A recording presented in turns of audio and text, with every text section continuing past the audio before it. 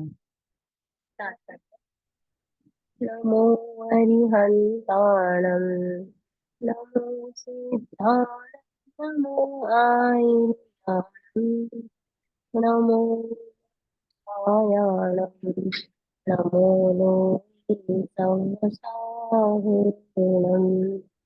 मंगलम भगवान वीरो, मंगलम गौतमो गणे, मंगलम कुंद कुंदार्यो, जैन धर्मोस्तु मंगलम। सर्वमंगल मांगल्यम, सर्व कल्याण कारकम, प्रदानम सर्वधर्माणां, जैनम जयतु शासनम, जैनम जयतु शासनम, जैनम जयतु शासनम।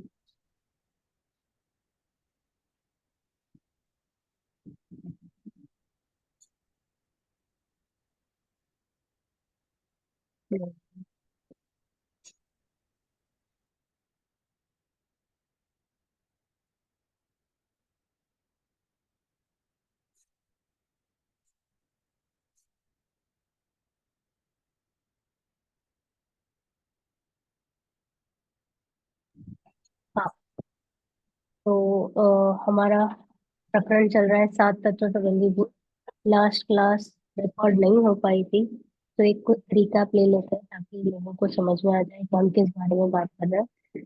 अभी ये जो सात तत्व संबंधी भूल है, हम सोचेंगे कि पहले भी तो हमने ले लिया है राइट, चित्र विज्ञान में, तो वापस क्यों दोहरा रहे हैं। तो ये सात तत्व संबंधी भूल है ग्रहित मिथ्यात्व के ऊपर। लास्ट में हमने जो टच किया था वो था अग्रहित। ग्रहित का यहाँ पे अर्थ होता है कि जिन धर्म में आकर, जिन मार्ग में आकर, सच्चे देव शास्त्र गुरु की शरण में आकर फिर भी ऐसी क्या भूलें रह जाती है हमारी, उसके बारे में बात करें। क्यों हमें तत्व नहीं रुच रहा है, या क्यों हम नहीं समझ पा रहे, क्यों समय दर्शन नहीं हो पा रहा है। तो ये जो छोटी छोटी गलतियां हैं जो यहाँ तक आकर भी हम क्या कर लेते हैं, उसके बारे में है। तो सात तत्व संबंधी गुण में सबसे मेन है जीव और अजीव तत्व संबंधी गुण। हम वेरी क्लोजली रिलेटेड है अजीव के साथ। अजीव यहाँ पे पुद्गल को लिया है, और यहाँ पे जो अजीव की मुख्यता है वो है शरीर, जो हमारे साथ हमेशा रहता है 24/7। और इस शरीर को ही मैंने कैसे अपना मान रखा है, रादर उसी में अपनापन कर लिया है, और उसी को मान रखा है कि बस ये शरीर ही मैं हूँ, इसके जाने से मेरा भी अंत हो जाएगा, मेरा भी मृत्यु हो जाएगा। तो ऐसी ये जो भूल है, इसको हम कैसे सॉल्व करें, इसके बारे में बात करेंगे। तो जैन शास्त्र में वर्णित जीव के त्रस, स्थावर आदि तथा गुणस्थान, मार्गणास्थान आदि भेदों तथा अजीव के पुद्गल आदि भेदों व वर्ण आदि पर्यायों को जो जानता है, यानी शास्त्र को तो अच्छे से पढ़ लिया है, ये जैनी जो है, जो यहाँ तक आ चुका है, उसने सब कुछ पढ़ लिया है, गुणस्थान, मार्गणास्थान, पुद्गल के भेद वगैरह एवरीथिंग। परंतु अध्यात्म शास्त्र में वर्णित भेद विज्ञान और वितरक दशा होने के कारणभूत कथन को नहीं पहचानता। यानी प्रयोजन भूत तत्व है, यानी जिससे मेरा कल्याण होगा, उसको छोड़ दिया है, प्रयोजन को साइड में रख दिया है, और अप्रयोजन को समझ लिया है। जो अप्रयोजन भूत था उसको भी एक्चुअल में देखा जाए तो प्रयोजन भूत की ओर लेके जाना था, वहीं से कंक्लूड करना था, बट वो छोड़ दिया है उस पार्ट को। यानी भेद विज्ञान छोड़ दिया है, वितरक दशा छोड़ दी है, इसलिए हमारा कल्याण नहीं हो पा रहा है। Point one. सेकेंड पॉइंट, यदि प्रसंगवश उन्हें जान भी ले तो शास्त्र अनुसार जान लेता है। ओके, प्रसंगवश यानी आपके कान में पड़ गई बात और आपने सुन ली, तो आप कह रहे हो कि शास्त्र में लिखा है, बस इतना ही। परंतु अपने को आप रूप और पर का अंश अपने में न मिलाना और अपना अंश पर में न मिलाना, ऐसा सच्चा श्रद्धा नहीं होता। बस बातों में रह जाता है, शाब्दिक रह जाता है। वो उसको समझ में नहीं आ रहा है कि मैं कौन हूँ और शरीर कौन है, अपना और पर का उसको भेद विज्ञान नहीं हो पा रहा है। थर्ड पॉइंट, अन्य मिथ्या दृष्टियों के समान यह भी आत्माश्रित ज्ञान आदि तथा शरीर आश्रित उपदेश, उपवास आदि क्रियाओं में अपनत्व मानता है। Like others, very common. उसने क्या कर रखा है कि जो ज्ञान है और शरीर है, उसको एक में करके रखा है, यानी जो जान रहा है आंखों से तो कह देगा कि मैंने आंखों से जाना, कानों से सुना, नाक से सुना, राइट। परंतु ये जो क्रिया हो रही है, ज्ञान की क्रिया अलग से हो रही है और ये पुद्गल की क्रिया अलग है। पुद्गल मात्र यहाँ पे निमित्त की तो और से खड़ा हुआ है, और ये एकदम मिक्स कर लेता है बिकॉज ऑफ कोइंसिडेंस। हमको ऐसे ही ज्ञात पड़ता है कि मैंने रोटी उठाई, मैंने दरवाजा खोला, जबकि वो कार्य तो पुद्गल का हो रहा है और मान रखा है कि मैंने कर लिया है, मेरा काम तो मात्र जानना देखना है। फिर थर्ड पॉइंट ले लिया, फोर्थ पॉइंट है, शास्त्र अनुसार आत्मा की चर्चा करता हुआ भी यह अनुभव नहीं करता कि मैं आत्मा हूँ और शरीर आदि मुझसे भिन्न है। जैसे और की ही बातें कर रहा है और ऐसे ही शरीर आदि और आत्मा को भिन्न बताता है, बातें बड़ी बड़ी करता है, कहता है कि ये मुझे कहाँ हुआ, ये तो शरीर को हुआ है, ब्ला ब्ला ब्ला करते रहता है, पर एक थर्ड पार्टी के हिसाब से रख दिया है। ओके, ऐसे नहीं कहा है कि वो उसके पास इतना कॉन्फिडेंस नहीं है, उतना उसको अनुभूति नहीं हो रही है कि ये जो सारी बातें हो रही है ये मेरी हो रही है, बल्कि उसको एक थर्ड पर्सन कोई है, फिक्टिशियस है, उसके बारे में बात चल रही है, ऐसे वो बातें कर रहा है थर्ड पर्सन के हिसाब से। फिफ्थ पॉइंट है कि जीव और पुद्गल के परस्पर निमित्त से अनेक क्रियाएं होती है, उन्हें दोनों के सम्मिलित क्रिया मानता है। क्लियरली दिखाई दे रहा है ये शरीर और जीव के कार्य साथ साथ में चल रहे हैं, ओके। हाँ, परंतु उसको क्या किया है, बिकॉज साथ में चल रहे हैं तो कोइंसिडेंस मान के ऐसा ही मान लिया है कि शरीर, ये जो कार्य चल रहा है ये मैं कर रहा हूँ, मैं हाथों को हिला रहा हूँ, मैं बोल रही हूँ, ओके। जबकि बोलना ये पुद्गल भाषा वर्गना का काम है जो ऑटोमेटिक चल रहा है। आत्मा का कार्य का क्या था, मात्र विकल्प करना था, उसने सिर्फ विकल्प किया और जब भी जो भाषा होनी निकलनी थी वो निकल जाएगी। तो जीव और पुद्गल के परस्पर निमित्त से अनेक क्रियाएं होती है, इन्हें दोनों के सम्मिलित क्रिया मानता है। यह नहीं जानता कि यह जीव की क्रिया है, पुद्गल इसका निमित्त है, यह पुद्गल की क्रिया है, जीव इसका निमित्त है, ऐसा भिन्न भिन्न भाव भाषित नहीं होता, यानी कर्ता कर्म संबंध मान रखा है। मैं शरीर का कार्य कर रहा हूँ, शरीर मेरा कार्य कर रहा है और इस वजह से मैं ही शरीर हूँ, ऐसा मान रखा है। पूरा उसने कंट्रोल ले रखा है कि ये जो पुतगल है, ये जो शरीर है, यही मैं हूँ। ओके। नेक्स्ट, आश्रव तत्व संबंधी भूल। अभी हिंसा आदि रूप पाप पाप आश्रवों को तो है ही मानता है, सभी लोग बोलते ही है कि पाप करने लायक नहीं है, राइट, पाप छोड़ने लायक है, डेफिनेटली। परंतु अहिंसा आदि रूप पुण्य आश्रमों को उपादेय मानता है, करना चाहिए कि नहीं, सेवा पूजा भक्ति व्रत तप उपवास, यस अतुल जी, प्रीति जी, करना चाहिए ना, प्रीति जी, अतुल जी, वीडियोस ऑन कर दीजिए प्लीज। हाँ, करना चाहिए कि नहीं? हाँ, अनम्यूट कर दीजिए, हाँ। करना तो यस। चाहिए शुभ काम तो, हाँ, पर उपादेय नहीं मानना वो भी है ही है। व्हाट इज उपादेय नहीं मानना? मतलब ये नहीं मानना कि नहीं हमें ये करना है, करना तो अशुभ अ, शुद्ध में ही जाना है, पर आपके गलत काम भाव की बजाय भाव सही मुझे करना है। पकड़ में आ गए, हाँ, वेरी गुड, भाव हाँ, पकड़ गलत में की आ गए। जगह सही करना है। देखो, भाव वो है, आपके भाव बराबर है, बट आप बोल करना नहीं है पा रहे हो। लेकिन उसमें कर्तापना नहीं मानना है। हाँ करना करना है, है, पर इससे कर्तापना फायदा है, होगा, उससे धर्म नहीं मानना। फायदा मानना नहीं, हाँ मोक्ष वही। में की सीढ़ी है, ऐसा नहीं मानना। देखो, हिंसा आदि पाप तो पूरी दुनिया बोलती है कि झूठ नहीं बोलना, चोरी नहीं करना, मारना नहीं, वगैरह वगैरह, पूरी दुनिया। कोई भी अन्य भी ले लो तो वो यही बोलेंगे, हम भी वही बोलते हैं, ओके। परंतु फिर वहां पे हम पुण्य में रुक जाते हैं, पुण्य को उपादेय मानते हैं, यानी ऐसा मानते हैं कि अगर हम पुण्य करेंगे तो मोक्ष चले जाएंगे। यस, कर्म करेगा यानी व्रत तप उपवास पूजा भक्ति आदि करेंगे, उससे मुझे मोक्ष मिल जाएगा। ओके, ऑपोजिट है पाप करना, पाप यानी हिंसा आदि करना, तो हिंसा नहीं करना यानी झूठ नहीं बोलना यानी सत्य बोलना, राइट। मारना नहीं यानी दया करना, ऑपोजिट लगाते जाओ, ओके। अगर ये हिंसा है और ये पाप है, तो ये पुण्य है। ओके। और जबकि हमने मान रखा है कि पाप हो या पुण्य हो, दोनों आश्रम के कारण है। राइट। यस। ये अशुभ का बंध है तो ये शुभ का बंध है। अगर ये दोनों बंधन के कारण है तो लॉजिकली सोचिए ये मुझे मुक्ति कैसे दिलाएंगे। आपने खुद ही बोल दिया है कि ये पाप का बंध है, ये पुण्य का बंध है। बंध is a very important strong word. Yes. हम बोलते भी हैं, परंतु मान्यता में क्या चल रखा है? मान्यता में पूरा कुछ उल्टा ही चल रहा है। मान्यता में ऐसे मान रखा है कि बंध ना होते हुए ये मुक्ति का कारण। ओके। तो ये बैठ ही नहीं रहा है, ये भी बंद है, ये भी बंद है, तो ये बंद मुक्ति का कारण कैसे होगा? मैंने आपको बोल दिया, मैंने आपको बांध रखा है, तो आप कैसे मुक्त होगे? Impossible, right?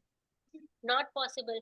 फिर चाहे वो सोने की जेल हो या लोखंड की जेल हो, राइट? है तो जेल। राइट। मैंने अगर आपको प्रश्न पूछा, आपको जहर खाना चाहिए या नहीं, अब मुझे बताइए, तो जहर खाना चाहिए या नहीं? नहीं जाना चाहिए। प्रश्न ही गलत था ना। जहर का तो स्वरूप ही पता है ना। जहर का स्वरूप पता है, तो जहर खाना या नहीं खाना ये प्रश्न गलत हो जाता है। सही। Definitely, right. वैसे ही मैं आपको बोलूंगी कि पुण्य करना चाहिए या नहीं, तो प्रश्न ही गलत हो गया। मैंने मान लिया, मैंने समझ लिया है ना कि पुण्य का स्वरूप क्या है, मैं उसमें उपादेय पद कैसे मान सकती हूँ? मुझे समझ में आ गया है कि पुण्य से मुझे बंध ही हो रहा है। तो अभी मेरे को यहाँ पे क्या कंक्लूड करना है कि पुण्य करना या नहीं करना? करना। करना। क्योंकि आप पाप नहीं करोगे तो पुण्य तो जरूर ही करोगे, परंतु उसमें अटकना नहीं। उसको ऐसा नहीं मानना कि इससे मुझे मुक्ति मिलेगी, या ये मुझे मोक्ष की ओर लेके जाएगा, या इससे मुझे धर्म हो रहा है। ठीक? तो ये जो मान्यता है इसके ऊपर प्रहार करना है, जो सिर्फ जिन धर्म में है और कहीं आपको नहीं दिखेगा। समझ में आ रहा है? पूरी दुनिया आपको कहीं और लेके जा रही है, जिन धर्म कहीं और लेके जा रहा है, जिन धर्म मुक्ति की ओर लेके जा रहा है। ओके। तो हिंसा आदि रूप पाप आश्रमों को तो है ही मानता है, पर अहिंसा आदि रूप पुण्य आश्रमों को उपादेय मानता है। किंतु दोनों बंध के कारण होने से है। दोनों भी क्या है। दोनों भी करने लायक नहीं है, छोड़ने लायक है। हे का अर्थ क्या हुआ? छोड़ने लायक। जहां वितराग होकर ज्ञाता दृष्टा रूप रहे, क्या हमको क्या करना है? वितराग रूप होकर ज्ञाता दृष्टा रूप रहना है। तभी हमको निर्बंध अवस्था मिलेगी, तभी हम बंध से रहित होंगे। यानी जो नहीं पाप होगा, नहीं पुण्य बंध होगा।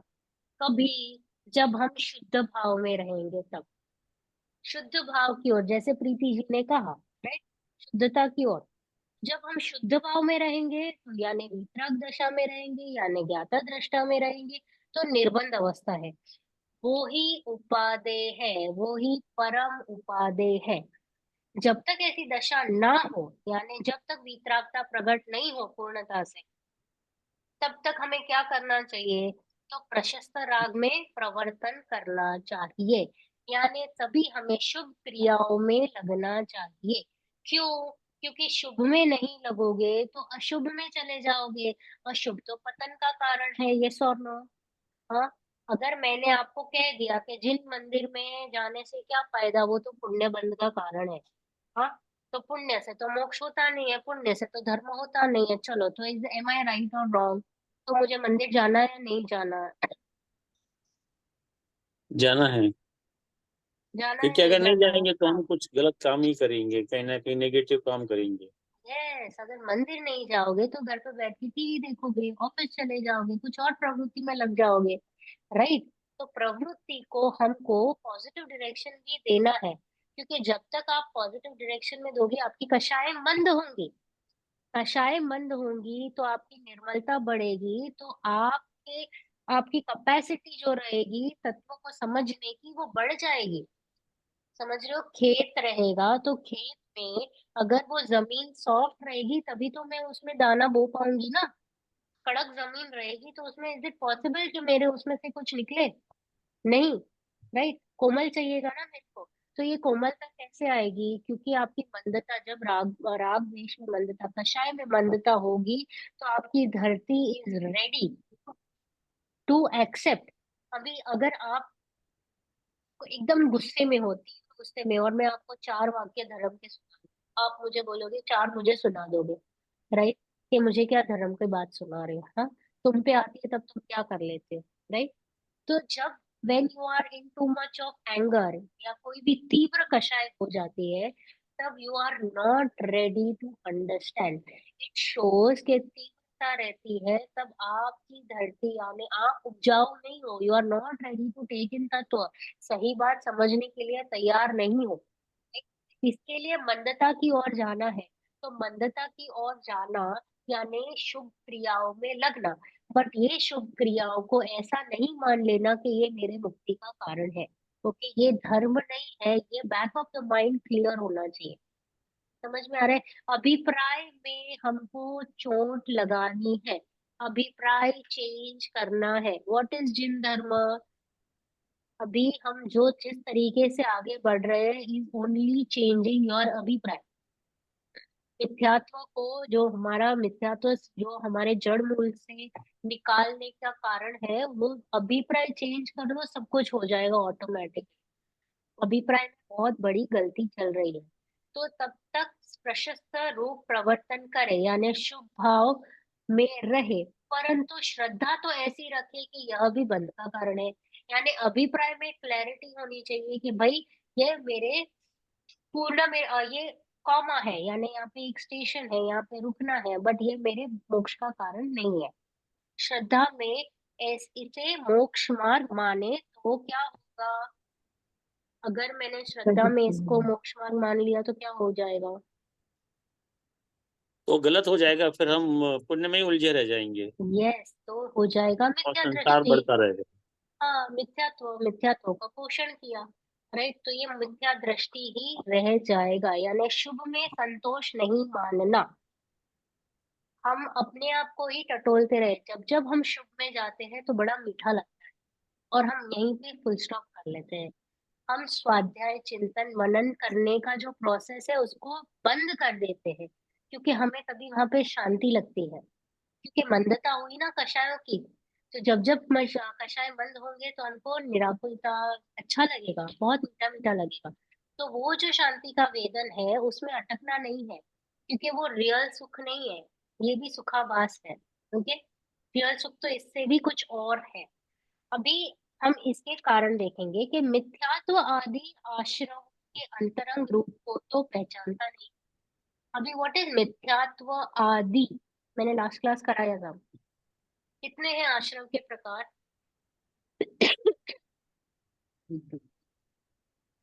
किसने लिखे हाँ, हैं? हाँ बताइए। आप आश्रम रुक्मिणी आश्रम ना? नहीं, आश्रम मतलब बोलिए फिर से। मिथ्यात्व, पांच बोले थे। हाँ बताइए। मिथ्यात्व के जो 5 भेद है वो ना हाँ हाँ बताइए, प्रमाद योग, प्रमाद, कषाय योग, ठीक है। लिख दीजिए। संशय, विनय, नहीं नहीं, मिथ्यात्व, अविरति, प्रमाद, योग, कषाय। हाँ लिख दीजिए सभी लोग। द मोमेंट मैंने बोला मिथ्यात्व आदि, यानी मिथ्यात्व, अविरत, प्रमाद, कषाय और योग। ओके, हाँ ये लिख दीजिए।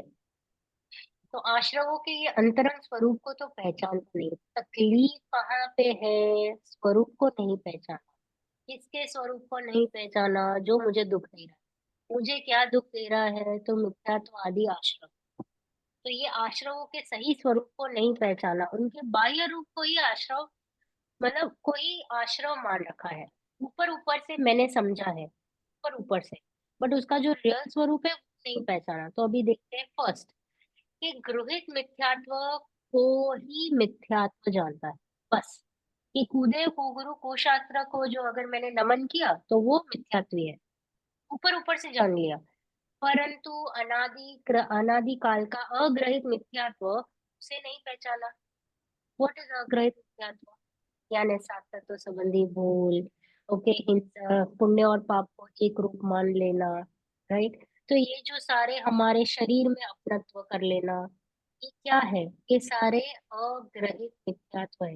इसके ऊपर उसको नहीं लग रहा है कि वो मिथ्यात्व का कारण, बस ऊपर ऊपर से देख लिया कि ये कूदे कुगुरु शास्त्र को नमन कर रहा है, यानी ये ग्रह मिथ्यात्व है, यानी यही मिथ्या दृष्टि है। मैं तो बस सच्चे देव शास्त्र गुरु को प्रणाम करता हूँ, उन्हीं को वंदन करता हूँ, यानी मैं सम्यक दृष्टि हूँ। यानी मिथ्यात्व का जो स्वरूप है उसको नहीं समझा।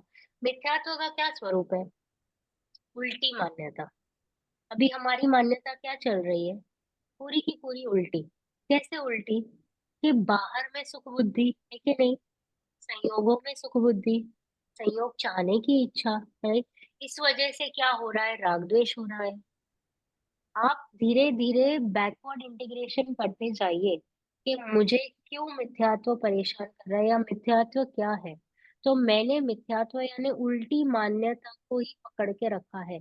यानी सुख बाहर से आ रहा है ऐसा मान रखा है, राइट। शरीर मैं हूँ ऐसा मान रखा है, राइट। तो ये जो सात तत्व है इसका सही स्वरूप नहीं समझ के रखा है। नेक्स्ट, बाह्य जीव हिंसा और इंद्रिय मन के विषयों में प्रवृत्ति को अविरत जानता है, यस और नो। व्रत का क्या अर्थ हुआ? हाँ, हाँ, हम बोलते हैं ना कि श्रावक है तो श्रावक जीव हिंसा नहीं करेगा, बहुत सावचेती रखेगा। तो क्या ये रियल स्वरूप है अव्रती का? हम्म अविरति का क्या ये रियल स्वरूप है? बाह्य जीव हिंसा और इंद्रिय मन के विषयों में प्रवृत्ति को अविरत जानना। अविरत का जरा वो बता दीजिए, एक्चुअली मतलब क्या अनुव्रतों होता को धारण नहीं करना, हम्म अनुव्रतों को धारण नहीं करना अविरत हाँ, हुआ। राइट। अणुव्रत को धारण, अविरत यानी आपको व्रत धारण करने नहीं देगा, बराबर है, राइट। श्रावक दशा जब आ जाती है तभी। तो यहाँ पे बाह्य जीव हिंसा और इंद्रिय मन के विषयों में प्रवृत्ति को अविरत जानता है, यानी मन के जो इंद्रिय, यानी पांच जो हमारे इंद्रिय है, और मन इसके विषय, यानी कुछ अच्छा देखना, कुछ अच्छा सुनना, कुछ अच्छा सूंघना, मधुर वाणी वगैरह जो हम देखते हैं ना, सारी की सारी चीजें, उनमें हमारा उपयोग नहीं जाना। ओके, उसको हम पकड़ के रखते हैं कि नहीं नहीं नहीं, मुझे टीवी नहीं देखना है, राइट। नहीं नहीं नहीं, मुझे म्यूजिक नहीं सुनना है, नहीं मुझे अच्छा फ्रेग्रेंस नहीं चाहिए वगैरह। तो ये जो नहीं चाहिए ऐसा एटीट्यूड, इसको क्या मान रखा है कि मैं व्रत कर रहा हूँ। हम्म ऐसा मान रखा है। मैंने हिंसा नहीं की, जीव हिंसा नहीं की, यानी मैं देख देख के खाना बना रहा हूँ, या छान के पानी पी रहा हूँ, या रात में नहीं खा रहा हूँ। इसको मैंने क्या मान रखा है? व्रत मान रखा है। परंतु क्या ये रियल में व्रत? ये बाह्य में आपको श्रावक के जीवन में दिखेंगे, परंतु अंदर से कुछ और ही चल रहा है। अंदर से उसकी परिणति अलग है, शुभ की और बढ़ चुकी है। नेचुरली ये सारी क्रियाएं उसके जीवन में दिखेगी। उसको दिखेगा कि बाहर संयोगों में सुख है ही नहीं, सुख है नहीं, इसलिए वो ऑटोमेटिक टीवी नहीं देखेगा। समझ रहे हो? यहाँ पे एक आया कि मैंने एकदम पकड़ के रखा है कि नहीं, आज तो मेरा व्रत है, या आज मैंने नियम ले रखा है, आज मैं टीवी नहीं देखूंगा। पर्यूषण के दिन 10-10 दिन में हर एक दिन एक अलग अलग व्रत लेते हैं ना। हाँ, वो चिट्ठियों का बॉक्स रहता है, आज मैं मीठा नहीं खाऊंगा, आज नमकीन नहीं खाऊंगा, राइट, आज मैं टीवी नहीं देखूंगा, 1 घंटे मौन रहूंगा, ब्ला ब्ला, हम पता नहीं कितना सब करते हैं। और उन नियमों को हमने क्या मान रखा है कि ये व्रत है। बट अभिप्राय चेंज हुआ क्या? अभिप्राय क्या था कि मुझे उसमें सुख नहीं मानना, राइट। सुख उसमें है ही नहीं, सुख मुझसे आ रहा है। तो वो नहीं सोचा, वो चिंतन मनन नहीं किया, तो फिर वो व्रत इज ऑफ नो यूज। समझ में आ रहा है? तो हमने उस बाहरी व्रत को व्रत मान रखा है, जबकि अभिप्राय में चेंजेस नहीं है। फिर सेकेंड इज, पर हिंसा में प्रमाद परिणति मूल है। हिंसा में सबसे इंपॉर्टेंट क्या है? असावधानी, प्रमाद, राइट। वो उसमें चेंजेस नहीं है। तथा विषय सेवन में अभिलाषा मूल है। सबसे इम्पोर्टेंट क्या है? इच्छा है, राइट। हम्म टीवी देखने की इच्छा पूरी की पूरी पड़ी है, मीठा खाने की इच्छा पूरी की पूरी पड़ी है, ठीक है। तीखा वो जो चटपटा खाने की इच्छा पूरी की पूरी पड़ी है, बस बट बिकॉज आज मैंने व्रत लिया है, आज मैं नहीं खाऊंगा। गिवन अ चांस, आप खाओगे कि नहीं? गिवन अ चांस, तभी ऐसे इच्छा उभर उभर के आएगी। हाँ, तो ये है, एक है विल पावर, जो हम विल पावर के ऊपर काम करते हैं, और एक है कि हमारा पूरा नजरिया चेंज हो गया देखने का। अगर नजरिया ही चेंज हो गया तो विल पावर की जरूरत ही नहीं पड़ेगी। यस और नो?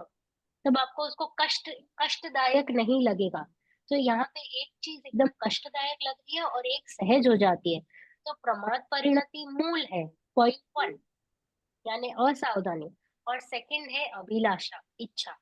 हम्म, इच्छा मूल है, उसे नहीं जानता।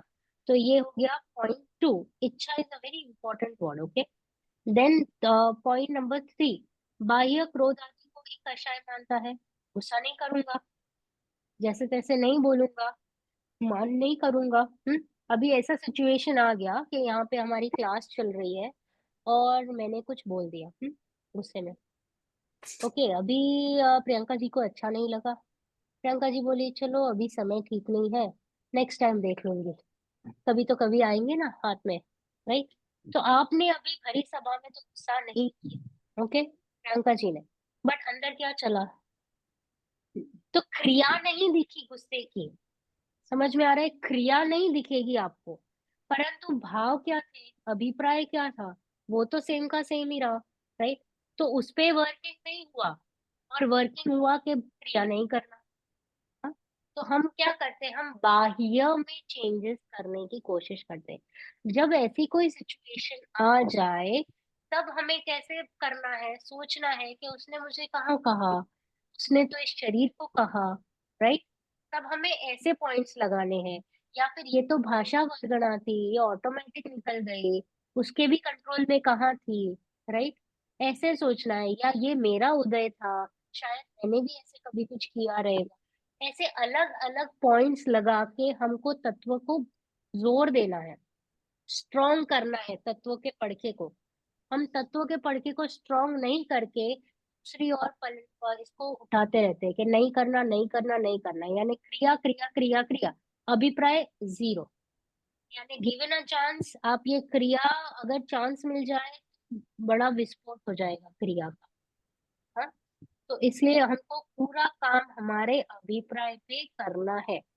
तो बाह्य क्रोध आदि को भी कषाय मानता है। अभिप्राय में जो राग द्वेष रहते हैं उन्हें नहीं पहचानता। हमारे जो अभिप्राय में राग द्वेष चल रहे हैं, वो क्यों चले उसको नहीं जानता, यानी उसके स्वरूप को नहीं जान रहा है।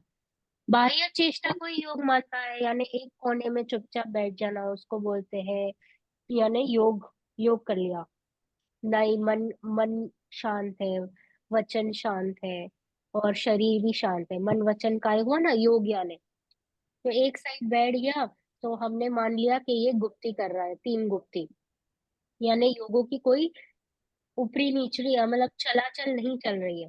अंतरंग शक्तिभूत योग को नहीं जानता, यानी आत्म प्रदेशों में तो कंपन कंटिन्यूस चल रहा है, उसको वो योग नहीं मान रहा है। बाह्य की क्रिया को, यानी शरीर से नहीं चलना, उसको बोलता है काय गुप्ती। वचन से नहीं बोलना, उसको बोलता है वचन गुप्ती। मन भी यहाँ वहाँ भटकते ही रहता है, आई एम श्योर। अभी क्लास में भी आपकी कई बार कहाँ कहाँ जाके आए रहेंगे, स्पेशली एग्जाम्पल्स चलते हैं ना, तो एग्जाम्पल में कहीं ना कहीं आप जाके आओगे। हाँ, क्योंकि आप बाद में रिलेट करने की ट्राई करोगे, तो एक बार के लिए वो बाहर जाके आएगा। तो ये क्या हो गया कि हमारा मन भी चंचल है, वो यहाँ वहां घूमते रहता है। तो वो नहीं जानता है कि वो आत्मा प्रदेशों में कंपन तो कंटिन्यूस चल रहा है, वो नहीं होगा, उसको कहेंगे योग। और हम बाहर के क्रिया को योग मान रखे हैं, विच इज रॉन्ग। फिर फोर्थ पॉइंट है, जो अंतरंग अभिप्राय में मिथ्यात्व आदि रूप राग आदि भाव है, वस्तुतः वे ही आश्रव भाव है। क्या है सबसे इम्पोर्टेंट? अंतरंग अभिप्राय, यानी मेरी जो अभिप्राय है, अभिप्राय में मिथ्यात्व आदि रूप राग आदि भाव है। ओके, जो राग आदि भाव है वही आश्रव भाव है। यानी हिंसा, झूठ, अरे राग और द्वेष, ये जो मेरा चल रहा है वो एक्चुअली आश्रव का कारण है। और वो शायद मैं दिखाऊं भी और ना भी दिखाऊं, जरूरी नहीं है कि मैं दिखाऊं। I can be very smart और मैं हाइड भी कर सकती हूँ, ओके। बट मेरे जो अंदर के अंदर भाव भाव चल रहे हैं ना, वो आश्रव को अट्रैक्ट कर। तो जरूरी नहीं है कि क्रिया करो, भाव कर लिए ना, तो उसका आपको बंध हो गया 100%। वस्तुत्व वे ही आश्रव भाव है। इनकी पहचान न होने से आश्रव तत्व का सही श्रद्धा नहीं होता। इसलिए हम सही सही से आश्रव का स्वरूप नहीं समझ पा रहे हैं। यानी कंटिन्यूअसली आश्रव हो ही रहा है, कंटिन्यूअस। क्यों? क्योंकि ये 5 है ना, मिथ्यात्व, प्रमाद, अविरति, प्रमाद, कषाय और योग, ये कंटिन्यूअस है और है मेरी सत्ता में। सबसे बड़ा कौन है इनका राजा? मिथ्या आश्रम। यस, आश्रम का सबसे बड़ा राजा मिथ्यात्व है। तो वो 99% काम उसका चल रहा है, बाकी का तो सब 1% में आ जाता है। अब हम जाएंगे बंध तत्व संबंधी बोल। अभी पाप बंध के कारण अशुभ भावों को तो बुरा जानता है, सभी ने बोल दिया कि पाप बंध जो अशुभ भाव है वो बुरे हैं। पर पुण्य बंध के कारण शुभ भावों को भला जानता है, वो भी सही है, राइट, अच्छा मानता है। पुण्य पाप का भेद तो अघाती कर्मों में है। लास्ट क्लास में लिखा था मैंने कि पुण्य और पाप का जो बाइफरकेशन होता है वो कहाँ होता है? अघाती कर्मों में। ओके। और पाप रूप घातिया तो पाप रूप ही है। घातिया क्या है? देखो, देयर आर 2 टाइप्स ऑफ कर्म, घाती और अघाती। हाँ, राइट। घाती यानी जो कंटिन्यूअस आत्मा का घात कर रही है, कंटिन्यूअस आत्मा का घात करना यानी पाप रूप, कंटिन्यूअस। हाँ, अभी ये है अघाती। अघाती यानी कौन से है अघाती? बोलो। नाम, आयु, गोत्र और वेदनीय। वेदनीय। तो ये है पुण्य रूपी और पाप रूपी। हाँ? अभी जैसे कि अच्छा अच्छा घर मिल गया, अच्छा घर मिल गया, अरे अच्छा शरीर मिल गया, अच्छी उच्च गोत्र मिल गए, उच्च जाति मिल गई वगैरह, ये सब क्या हो गया? पुण्य रूप। इसी में अशुभ ले लो, यानी अच्छा नहीं दिखना, या आपको लगे आप अच्छे नहीं लग रहे हो तो आपके लिए वो अशुभ हो गया, राइट। तो ऐसे अशुभ। तो पुण्य और पाप ये अघाती में चलता है। घाती इज ऑलवेज पाप रूप, ऑलवेज, क्योंकि वो कंटिन्यूअस आत्मा का घात ही कर रहा है, आत्मा को दुखी ही कर रहा है 100%। आपके आत्मा को विकास नहीं करने दे रहा है, उसकी जो शक्तियां है उसको प्रकट नहीं होने दे रहा है। तो घाती इज ऑलवेज पाप रूप। अभी पुण्य पाप का भेद तो अघाती कर्मों में है, घातिया पाप रूपी है, तथा शुभ भावों के काल में भी घाती कर्म तो बंधते ही रहते हैं।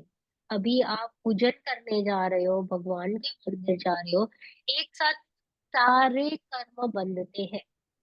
ओके, कंटिन्यूअस हर समय में हमें बंधन हो रहा है सभी कर्मों का एक्सेप्ट वन, आयु कर्म का। Okay, except one. तो ये सभी कर्म कंटिन्यूअस बन रहे हैं। ये जो 7 हमारे डिविजन है 7 कर्मों के, इसमें ये आ रहे हैं, कहीं पे शुभ रूप, कहीं पे अशुभ रूप, कहीं पे पाप रूप, राइट। तो ये कंटिन्यूअस, तो अघाती में जो चल रहा है ये तो पाप रूप ही है। देर इज नो डिफरेंशिएशन, सिर्फ अघातिया में ही चल रहा है पुण्य पाप का डिफरेंशिएशन। तो ये बंद की कैटेगरी चाहे आप भगवान के जिन मंदिर में ही क्यों ना हो, बट ये सातों सात कंटिन्यूअस बंद ही रहे हैं। तो क्या कहा? शुभ भावों के काल में भी घाती कर्म होते ही रहते हैं, अतः शुभ भाव बंध के ही कारण होने से भले कैसे हो सकते हैं? दैट इज वाई शुभ भाव भी आपको बंधन ही करा रहे हैं। तो वो कैसे आपको आगे लेके जाएंगे, राइट? वो कह रहे हैं। समझ में आ रहा है आपको? मनीषा जी, क्या समझ में आया? Nancy ji, put your video on please. Atul ji, if you can also.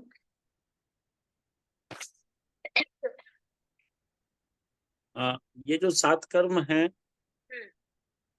वो जो हमेशा बन रहे हैं, हाँ, ये पुण्य पाप से अघातिया कर्म बन रहे हैं। और जो हमारे घातिया कर्म हैं, जैसे कि ज्ञानावर्णी, दर्शनावर्णी, अंतराय और मोहिनी, हाँ ये जो है ये पाप रूप ही हैं और इनकी वजह से आत्मा का विकास नहीं हो पाता। यस आत्मा अपने स्वरूप में का अनुभव नहीं कर पाती। एक्सलेंट। तो इसमें सबसे बड़ा कौन है कल्प्रिट ये चार घातियों में भी जो हमको अभी आगे बढ़ने नहीं दे रहा है? इसमें अंतराय नहीं या दर्शनावरणी। नहीं, दर्शनावरणी भी मोहनी है, मोहनी है, हाँ मोहनी, मोहनी, दर्शन मोहनीय, दर्शन मोहनीय, दर्शन मोहनी।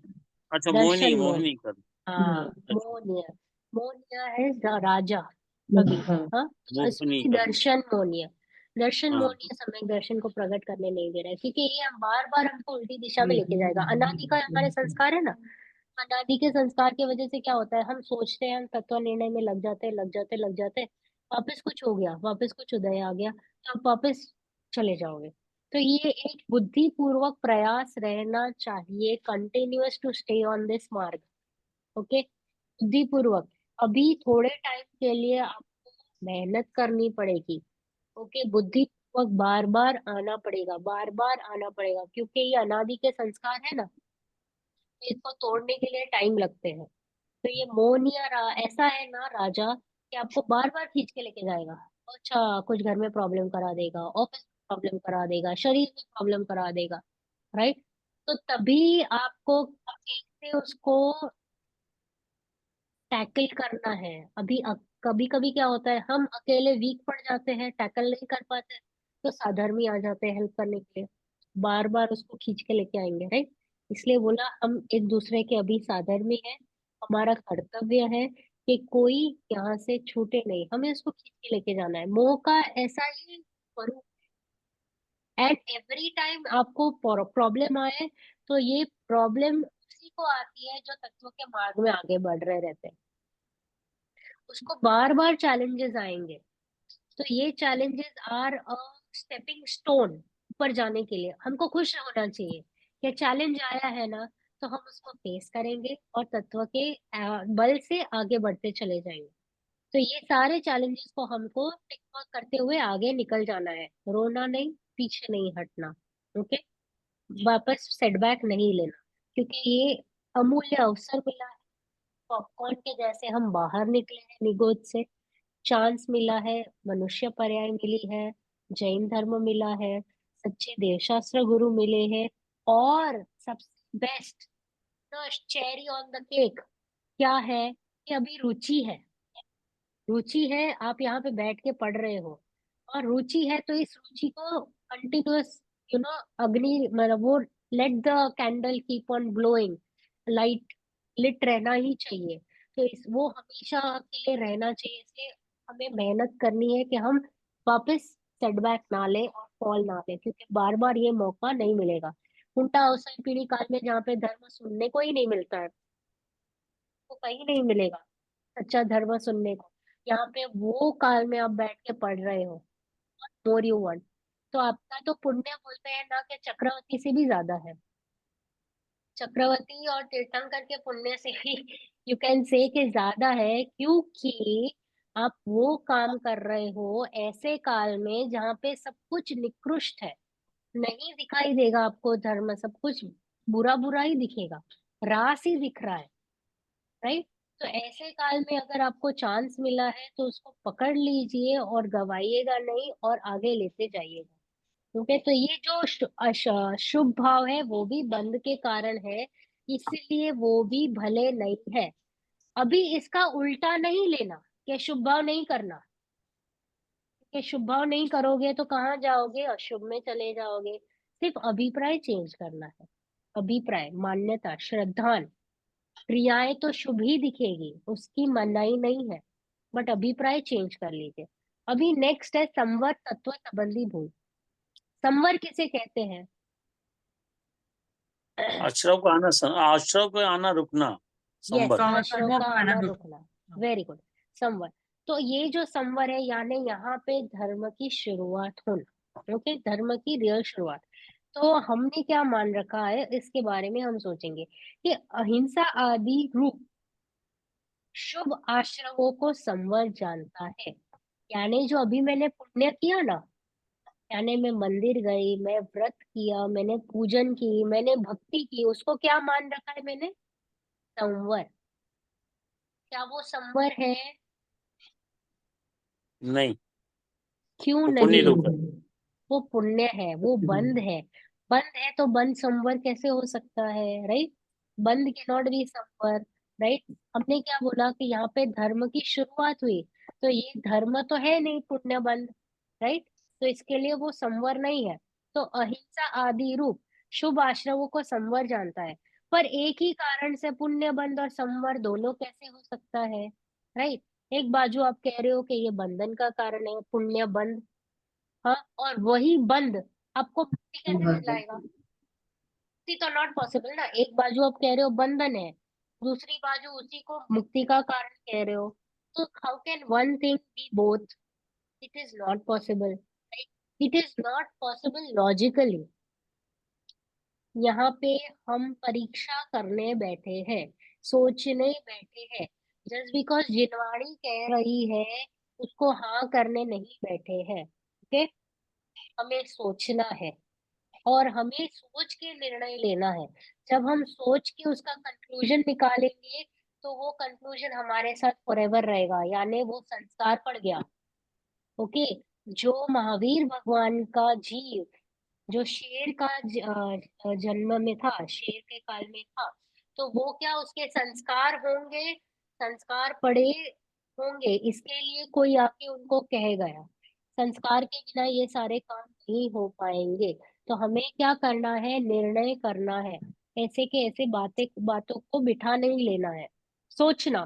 क्लास खत्म होने के बाद आप कहीं पे कोई प्रवचन सुन रहे हो किसी पंडित का या गुरुदेव का, तो उसके बारे में सोचना, चिंतन करना, पॉइंट्स को विचारना और अपने प्रैक्टिकल लाइफ में लगाना। क्या वो लग पा रहा है? और वो लगाने के बाद वो कंक्लूजन आ रहा है जैसे कहा गया है, उसको इक्वल कीजिए। और जब तक वो इक्वल नहीं होता है तब तक काम चालू रखिए। क्योंकि जिनवाणी ने कहा है तो मुझे उसको यस करने के लिए सोचना है। और इक्वल हो गया तो हाँ, यस, राइट, अभी मुझे समझ में आ गया, अभी ये निर्णय हो गया। ओके। तो इसके लिए कहा कि अहिंसा आदि रूप शुभ आचरणों को संवत जानता है। पर एक ही कारण से सपुण्य बंध और संवर दोनों कैसे हो सकते हैं? Not possible. तो उसका उसे पता नहीं। शास्त्र में कहे संवर के क्या कारण है? गुप्ति, समिति, धर्म, अनुप्रेक्षा, परिसहजय और चारित्र। ओके, क्या क्या है? संवर के कारण है ये। ओके, जैसे हमने आश्रव के कारण बताए 5। राइट। तो अभी ये संवर के कारण है, क्या क्या? गुप्ति, समिति, धर्म, अनुप्रेक्षा, परिसहजय और चारित्र। ये इनको भी क्या करता है? यथार्थ नहीं जानता। यानी इनका भी स्वरूप नहीं जानना। यथार्थ नहीं जानना यानी स्वरूप नहीं जानना। अभी फर्स्ट वाले को लेते हैं कि पाप चिंतन ना करे। ओके। पाप का चिंतन नहीं करना, मौन धारण करना, गमन नहीं करना, यानी मन, वचन और काय की जो क्रिया है उसे नहीं करना, उसे क्या कहते हैं? गुप्ती मानता है। राइट। है ना ये गुप्ती? मन वचन की क्रियाएं नहीं करना। पर भक्ति आदि रूप प्रशस्त राग से नाना विकल्प होते हैं, उसकी तरफ लक्ष्य नहीं है। वितराग भाव होने पर मन वचन काय की चेष्टा ना हो, वही सच्ची गुप्ती है। व्हाट इज सच्ची गुप्ती? वितराग दशा। ओके। जब वितराग दशा होगी तो उसे सच्ची गुप्ती कहेंगे। तब ऑटोमेटिक सहजता से मन वचन काय की कोई भी चेष्टा नहीं होगी, कोई भी क्रियाएं नहीं होगी। बट हमने क्या मान रखा है कि एक कोने में चुपचाप बैठ जाना। ओके। मन की, वचन की और काय की कोई भी क्रिया नहीं करना, उसको गुप्ती कहते हैं। ओके, चलो, वचन और मन तो शांत है, पर मन मन ने अशुभ नहीं किया, परंतु शुभ तो करेगा ना। यानी भक्ति रूप सोचने लगेगा, या कुछ चिंतन करेगा, कुछ मनन करेगा। राइट। तो ये सब जो कार्य है, ये जो विकल्प चल रहे हैं, ये तो पुण्य रूप है या नहीं? है। हाँ, तो ये फिर गुप्ती कैसे हुई? समझ रहे हो आप? हमारा हम दो ही जगह पे अभी रहते हैं, शुभ अशुभ शुभ, एक्चुअली 3 जगह इस पॉसिबल, शुभ अशुभ और शुद्ध। अभी अगर शुद्ध नहीं है, हाँ, ओके, आत्मानुभूति नहीं चल रही है, तो आप या फिर शुभ में रहोगे या अशुभ में रहोगे, यस और नो। अभी आप कह रहे हो कि मैं पाप चिंतन नहीं कर रहा हूँ, तो आप क्या कर रहे हो? शुभ चिंतन, यानी शुभ में हो, कंपल्सरी 100% ऐसा ही चलेगा। आपके पास 3 ही ऑप्शन है, उपयोग यहाँ पे 3 में से कहीं पे एक ही रहेगा, शुभ अशुभ या शुद्ध। शुद्ध नहीं रहेगा तो शुभ या अशुभ में रहेगा, ओके। अच्छा, आप बोल रहे हो अशुभ में नहीं रह रहा है, तो कहाँ रहेगा? शुभ में रहेगा। तो फिर आप उसको गुप्ती कैसे कहोगे? गुप्ती का अर्थ ही हुआ कि नो चेष्टा, कुछ भी नहीं होना चाहिए, निर्विकल्प। समझ रहे हो? हम्म। तो आप भले ही आप मुझे पाप चिंतन में नहीं दिखाई दोगे, पर पुण्य चिंतन चालू ही रहेगा, तो इसको गुप्ती नहीं कह सकते। रियल गुप्ती, रियल गुप्ती यानी शुद्ध दशा, वितराग भाव में रहना, तभी गुप्ती का पालन होता है। यानी जब मुनिराज 7वें गुणस्थान में होते, यानी अपने आत्मा में लीन रहते, तब ऑटोमेटिक ये गुप्ती पलती है। तभी आपको दिखाई देगा कि मुनिराज ध्यान अवस्था में है, और आप बाहर से कह दोगे कि ये गुप्ती का पालन कर रहे हैं। अंदर की दशा क्या है? तरफ दशा ये है कि उन्हें कोई विकल्प नहीं आ रहा है, वो ऑटोमेटिक एकदम सहजता से, ना शरीर की क्रिया है, ना वचन की क्रिया है, ना मन की क्रिया है, नेचुरली। और हम यहाँ पे फोर्सफुली करते हैं, और ये नहीं जान पा रहे हैं कि जब पुण्य नहीं, पाप नहीं होगा तो पुण्य तो होगा होगा होगा ही, okay. Is a very important word.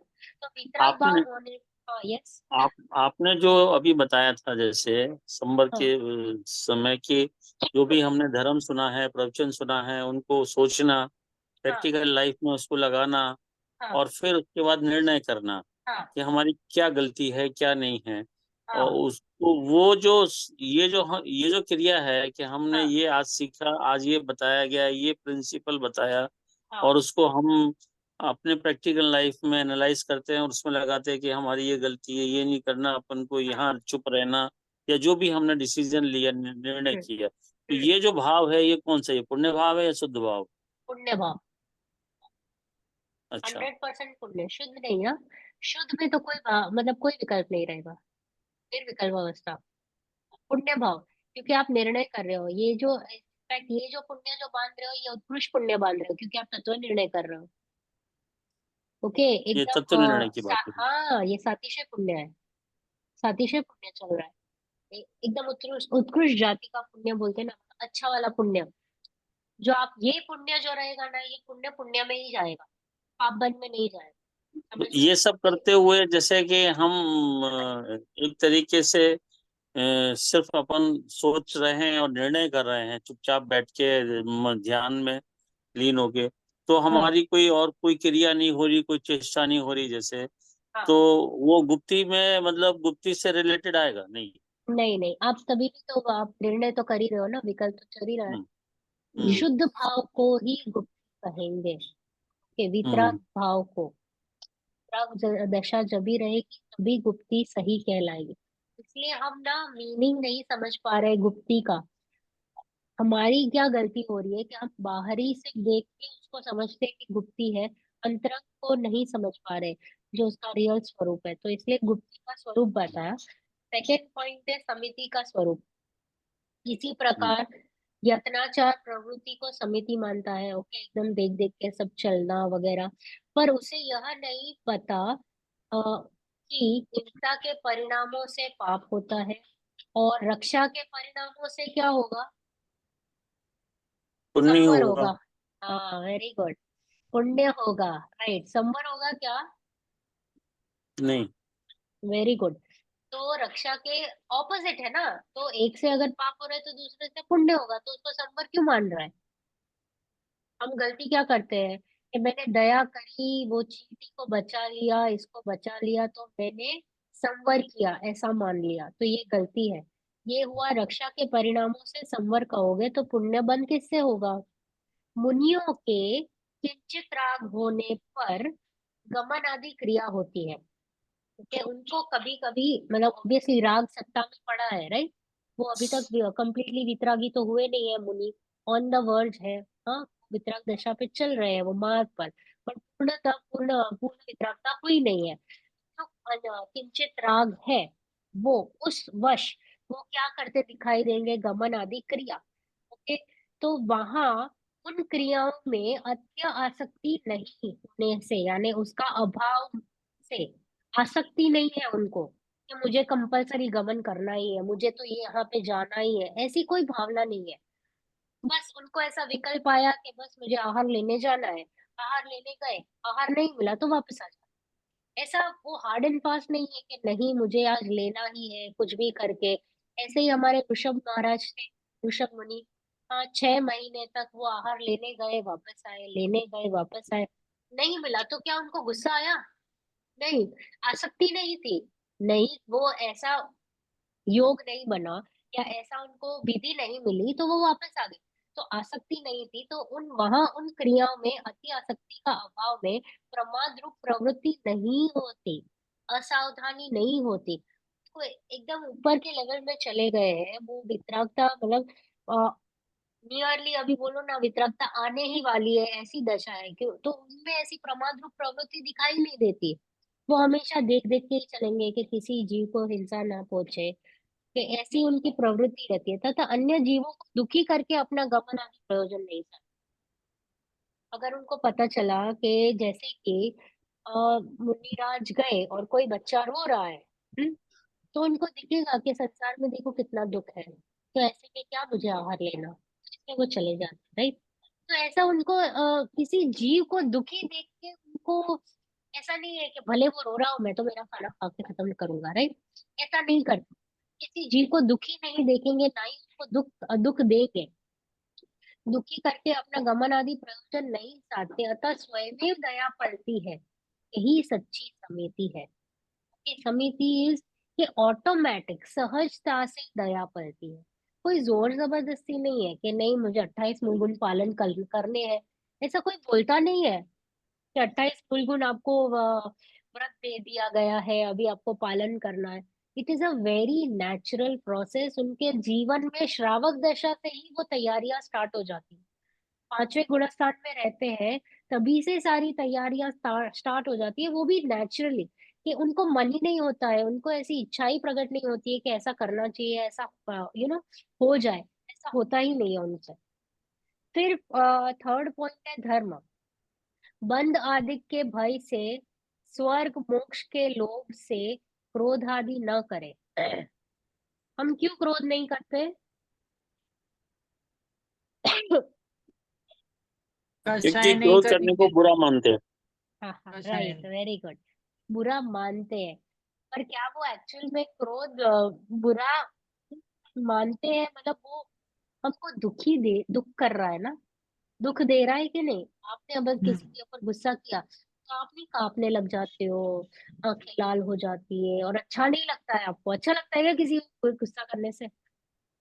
नहीं नहीं। लगेगा। अगर अच्छा लगता है तो फिर टेंशन वाली बात है, राइट। तो एक मिनट, हाँ।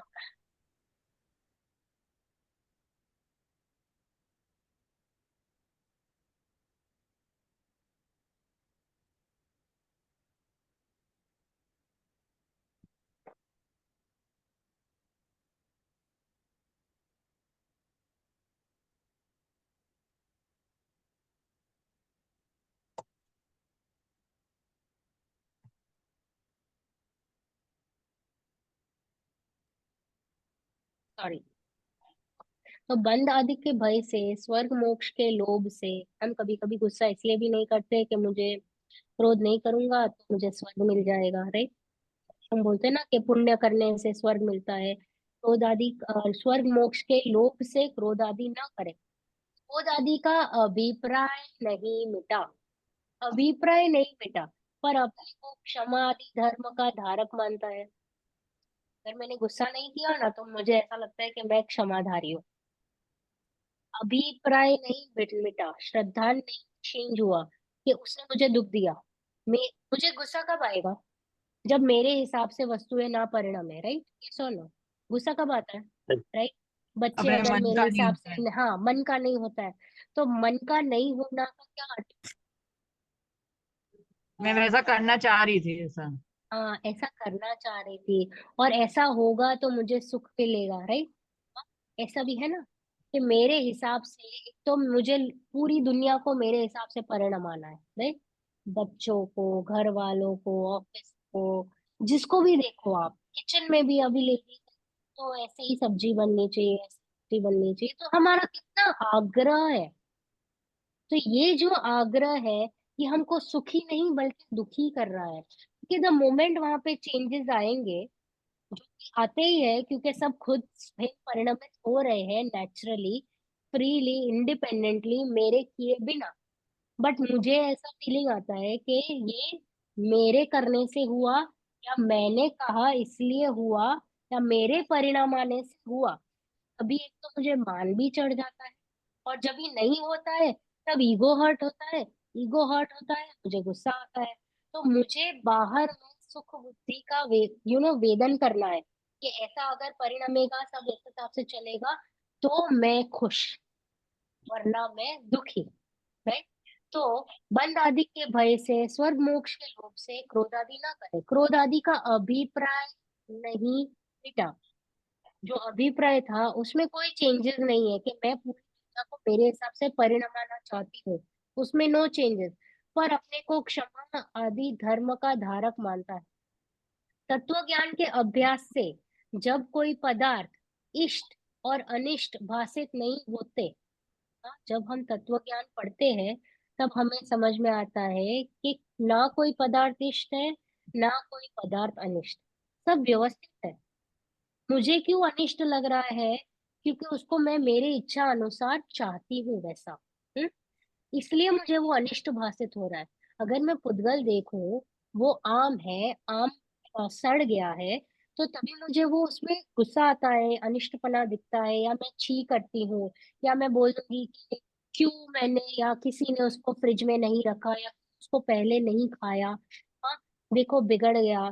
तो ऐसा जो अनिष्टपना है, तो तभी अगर मैंने उसको पुद्गल के रूप में देख लिया कि उसका स्वभाव था सड़न गलन, राइट, का ऐसा ही स्वभाव था, उसका टाइम आ गया था वो काला होना, वो उसका होना था, तो तभी ना मुझे इष्ट भाषित होगा, ना अनिष्ट।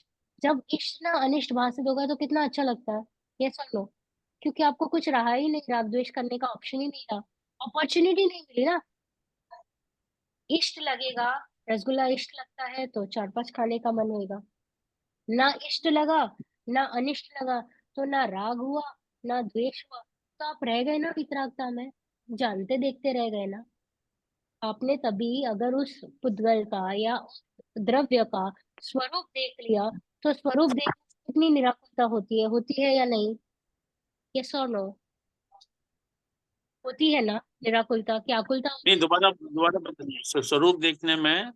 अगर आप स्वरूप देखते हो, तो आकुलता होगी कि अनाकुलता होगी, निराकुलता होगी? आपने स्वरूप देख लिया, पुद्गल है, वो कांच था, कांच का ग्लास टूटा, हाँ, तभी आपको गुस्सा आना चाहिए या नहीं आना चाहिए?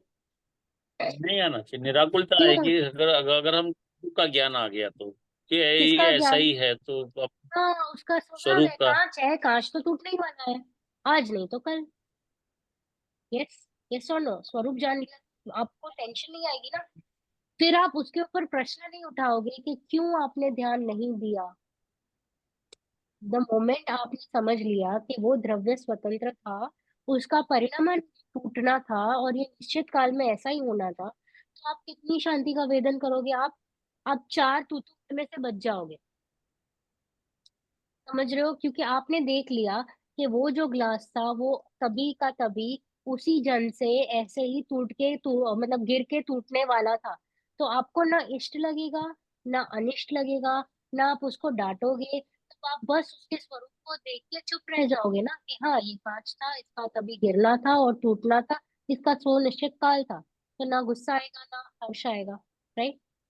तो जी। ना राग हुआ, ना द्वेष हुआ।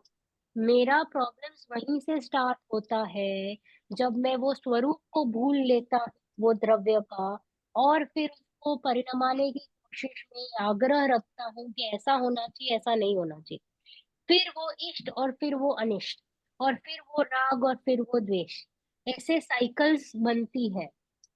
ओके, तो मंद आदि के भय से, स्वर्ग मोक्ष के लोभ से क्रोध आदि न करे। दादी का अभिप्राय नहीं मिटा, अभिप्राय तो नहीं मिटा कि पर से क्रोध नहीं, क्रोध तो मुझसे, पर अपने को क्षमा आदि धर्म का धारक मानता है। तत्व ज्ञान के अभ्यास से जब कोई पदार्थ इष्ट और अनिष्ट भाषित नहीं होता, तब स्वयं ही क्रोध आदि उत्पन्न नहीं होता। ऑटोमेटिक गुस्सा आएगा नहीं, आएगा, क्योंकि आपने जब स्वरूप देख लिया तो क्रोध उत्पन्न ही नहीं होगा। न क्रोध, न मान, न माया, न लोभ, ऑटोमेटिक। क्यों? क्योंकि आपने उस द्रव्य का स्वरूप देखा। स्वरूप से जब आप देखने लगोगे तो ये सारी चीजों पे जीरो डाउन हो जाओगे, ये सारी जो कषाय है वो नहीं उत्पन्न होगी। तब सच्चा धर्म होता है। सच्चा धर्म तभी होगा। और हमने क्या धर्म मान रखा है? गुस्सा नहीं करना, मान नहीं करना, लोभ नहीं करना, मायाचारी नहीं करना। बट उसका मूल जो है उसको नहीं सोचा कि जो मूल कारण था इष्ट अनिष्ट बुद्धि, इष्ट अनिष्ट बुद्धि की वजह से राग द्वेष उत्पन्न हो रहा है, वो नहीं सोचा। यानी स्वरूप को जब मैं भूल लेता हूँ तो सारी प्रॉब्लम्स खड़ी हो जाती। ओके, इसलिए बोला है कि धर्म तो वो है कि अगर उसका स्वरूप समझ लिया तो ये कोई भी वस्तुएं नहीं होंगी, क्रोध मान माया लोभ खड़ा नहीं होगा। नेक्स्ट आया अनुप्रेक्षा। अनुप्रेक्षा का क्या अर्थ है, कौन बताएगा? हाँ, भावना। भावना, 12 भावना। व्हाट इज 12 भावना? अनुप्रेक्षा का अर्थ होता है चिंतन। ओके, चिंतन, हाँ। चिंतन। तो ये चिंतन होता है 12 भावनाओं का। तो ये 12 भावनाएं क्या है? पहली 6 है शरीर रिलेटेड, यानी हाँ, संयोग रिलेटेड, और दूसरी 6 है तत्व रिलेटेड। कौन करीना? ओके, क्या कहा मैंने? फर्स्ट 6 है संयोग और शरीर रिलेटेड, और नेक्स्ट है तत्व यानी धर्म रिलेटेड। तो ये जब भी मुनिराज, ओके, जब भी श्रावक, पांचवें गुणस्थानवर्ती या चौथे गुणस्थानवर्ती जो भी होंगे, जिसको भी मुनि दशा अंगीकार करनी है, उसके पहले जो चिंतन चलता है वो 12 भावना। तो इसको बोलते हैं अनुप्रेक्षा। तो अभी अनुप्रेक्षा का रियल मीनिंग देखते हैं। अनित्य आदि भावना के चिंतन से शरीर आदि को बुरा जान, उदास होने को अनुप्रेक्षा कहता है। बुरा जाना तो क्यों, तकलीफ क्या है?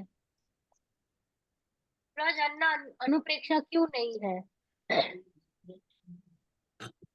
मतलब उनको बुरा जानेंगे तो अपने में आने का अपने को वो रहेगा कि हाँ, मैं जिसको अपना मान रहा था वो बुरा है तो मेरा ही अच्छा है, मैं जो हूँ सहज वो ही सही है। अच्छा, ओके। मनीषा जी। हाँ, नहीं, इट इज एन ओपन बुरा जानने प्लेटफॉर्म। का हाँ, बुरा जानने बताइए। का यही वो है कि ये उपादेय नहीं है हमारे लिए, इसलिए ये मतलब हमारे लिए जरूरत नहीं है इसकी। ओके, प्रीति जी आपका इनपुट। शरीर आदि को बुरा जानेंगे तो हम उदास होंगे, दुखी होंगे। Okay, Nancy ji, what is your say? अच्छा, नैन्सी। ये नहीं, वो हाँ, नहीं अच्छा जानना, लेकिन सहज रहना, फिर अपने में रमने की कोशिश करना। ओके। देखो मैंने क्या कहा, मैंने शरीर को बुरा जाना, बुरा।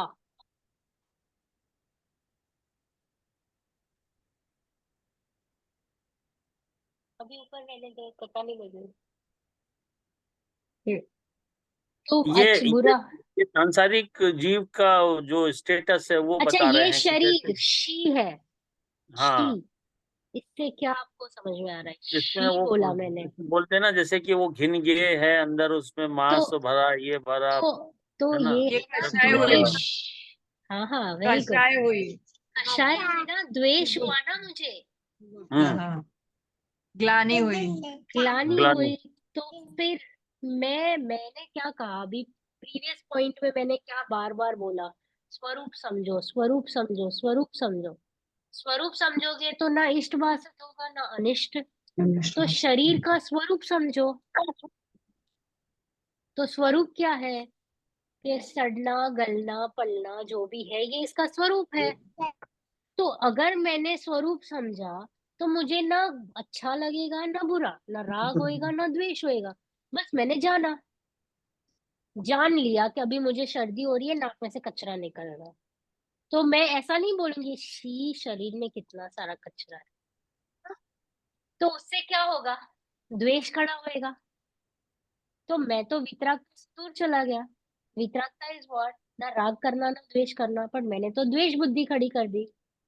हम ऐसे ही करते हैं, ये किसी और की बात नहीं है, ये हमारी बात चल रही है। तो अनित्य आदि भावना के चिंतन से शरीर आदि को बुरा जान उदास होने को अनुप्रेक्षा कहता है। उसको क्या लगता है कि ये मैंने उदासीनता की, बट ये उदासीनता नहीं है, ये द्वेष बुद्धि है। ओके। अब हम परेशान होते हैं ना, जैसे ही बुजुर्ग लोग होते हैं ना, मुझे नहीं पता, मैं तो मेरे अ, मंदिर के कार्यों में बिजी हूँ, घर वाले अपना देख ले, मैं तो उन सबसे उनके मोह से दूर हो गया हूँ, यानी मोह निर्मोही हो गया। ओके। उसने स्टार्ट क्या किया मुझे नहीं पता। ओके, वो उनका जाने कर्म धर्म। अब अभी इसमें ये जो वो उनका जाने कर्म धर्म, क्या वो रियली वो उदासीन था या उसमें द्वेष बुद्धि थी, क्या दिख रहा था? द्वेष बुद्धि थी, मेरी बात मानते नहीं है तो हाँ, देखो वो मेरी बात नहीं मान के मैं छोड़ छाड़ के उसको जैसा करना है करने दो भाई। हाँ, और एक है कि नहीं, वो जो कर रहा है वो बराबर कर रहा है, उसके प्रमाण से कर रहा है, उसकी जैसी योग्यता है वैसे कर रहा है। हाँ, और मैं मेरा कार्य कर रहा हूँ। There is a difference thinking also. Yes. तो उदासीनता का मतलब द्वेष बुद्धि ना होकर ऐसा सही स्वरूप है उसको समझना, और फिर ना उसमें इष्ट मानना ना अनिष्ट मानना। ओके। हाँ। तो पर उसका उसकी उदासीनता द्वेष रूप होती है। वस्तु का सही रूप पहचान कर भला जान राग नहीं करना, बुरा जान द्वेष नहीं करना, यही सच्ची उदासीनता है। ओके। सच्ची उदासीनता क्या है? न भला जान के राग करना, न बुरा जान के द्वेष करना, यानी न इष्ट या अनिष्ट दोनों में नहीं रुकना, उसका स्वरूप समझना और विश्राम पाना। आप मूवमेंट कोई भी वस्तु का स्वरूप समझोगे, आपको शांति लगेगी। आप घर पे ट्राई कीजिएगा, 4 दिन ट्राई कीजिएगा, 5वें दिन से आप शायद ऐसे ही देखने लग जाओगे। ओके। हाँ, होता है। देखो हम संसार में है, हमारा आग्रह भी रहता है, हमको इच्छा भी होती है कि ऐसे होना चाहिए। जभी जभी नहीं होता है तब आप सोचते जाइए बार बार, और होता है तभी भी सोचिए। हमारी गलती क्या होती है, होता है उसमें कर्तृत्व करते हैं, नहीं होता है तत्व लगा के हम छटकबारी करते हैं, कि हाँ ठीक है, यहाँ पे नहीं हुआ, यहाँ पे तत्व लगा दिया। ऐसा नहीं है। अनुकूलता और प्रतिकूलता दोनों में तत्व लगाएं, तभी वो कर्तृत्व जाएगा। क्योंकि क्या होता है, अनुकूलता में ऐसे ही लगता है मेरे हिसाब से सब परिणम रहा है, तभी मैं मेरे हूं पने का, मेरे कर्तृत्व को भार दूंगी, मैंने किया मैंने किया मैंने किया। वहां पे तत्व नहीं लगाया। और जब भी नहीं होता हुआ दिखता है, पहले द्वेष बुद्धि आती है कि हाँ जैसा होना था वैसा हो गया, और बाद में तत्व लगाते हैं। तो वो द्वेष बुद्धि वाला तत्व न लगा के रियल स्वरूप समझेंगे, तो आपको अनुकूलता और प्रतिकूलता दोनों में तत्व लगाएंगे तो पता चलेगा वस्तु का सही स्वरूप। Okay, next. नेक्स्ट था परिसहजय। What is परिसहजय? कोई बताएगा? कष्टों को सहना। कष्टों को सहना। ओके। प्रीति जी। हाँ, वही जैसे 22 कि परिचय अनुकूल होते हैं जो परिचय। बारिश परिचय होते हैं, वेरी गुड, बट वो क्या होते हैं? अनुकूल प्रतिकूल वो स्थिति में एक जैसा वो रहना। Okay, very good. Nancy ji, you have any inputs?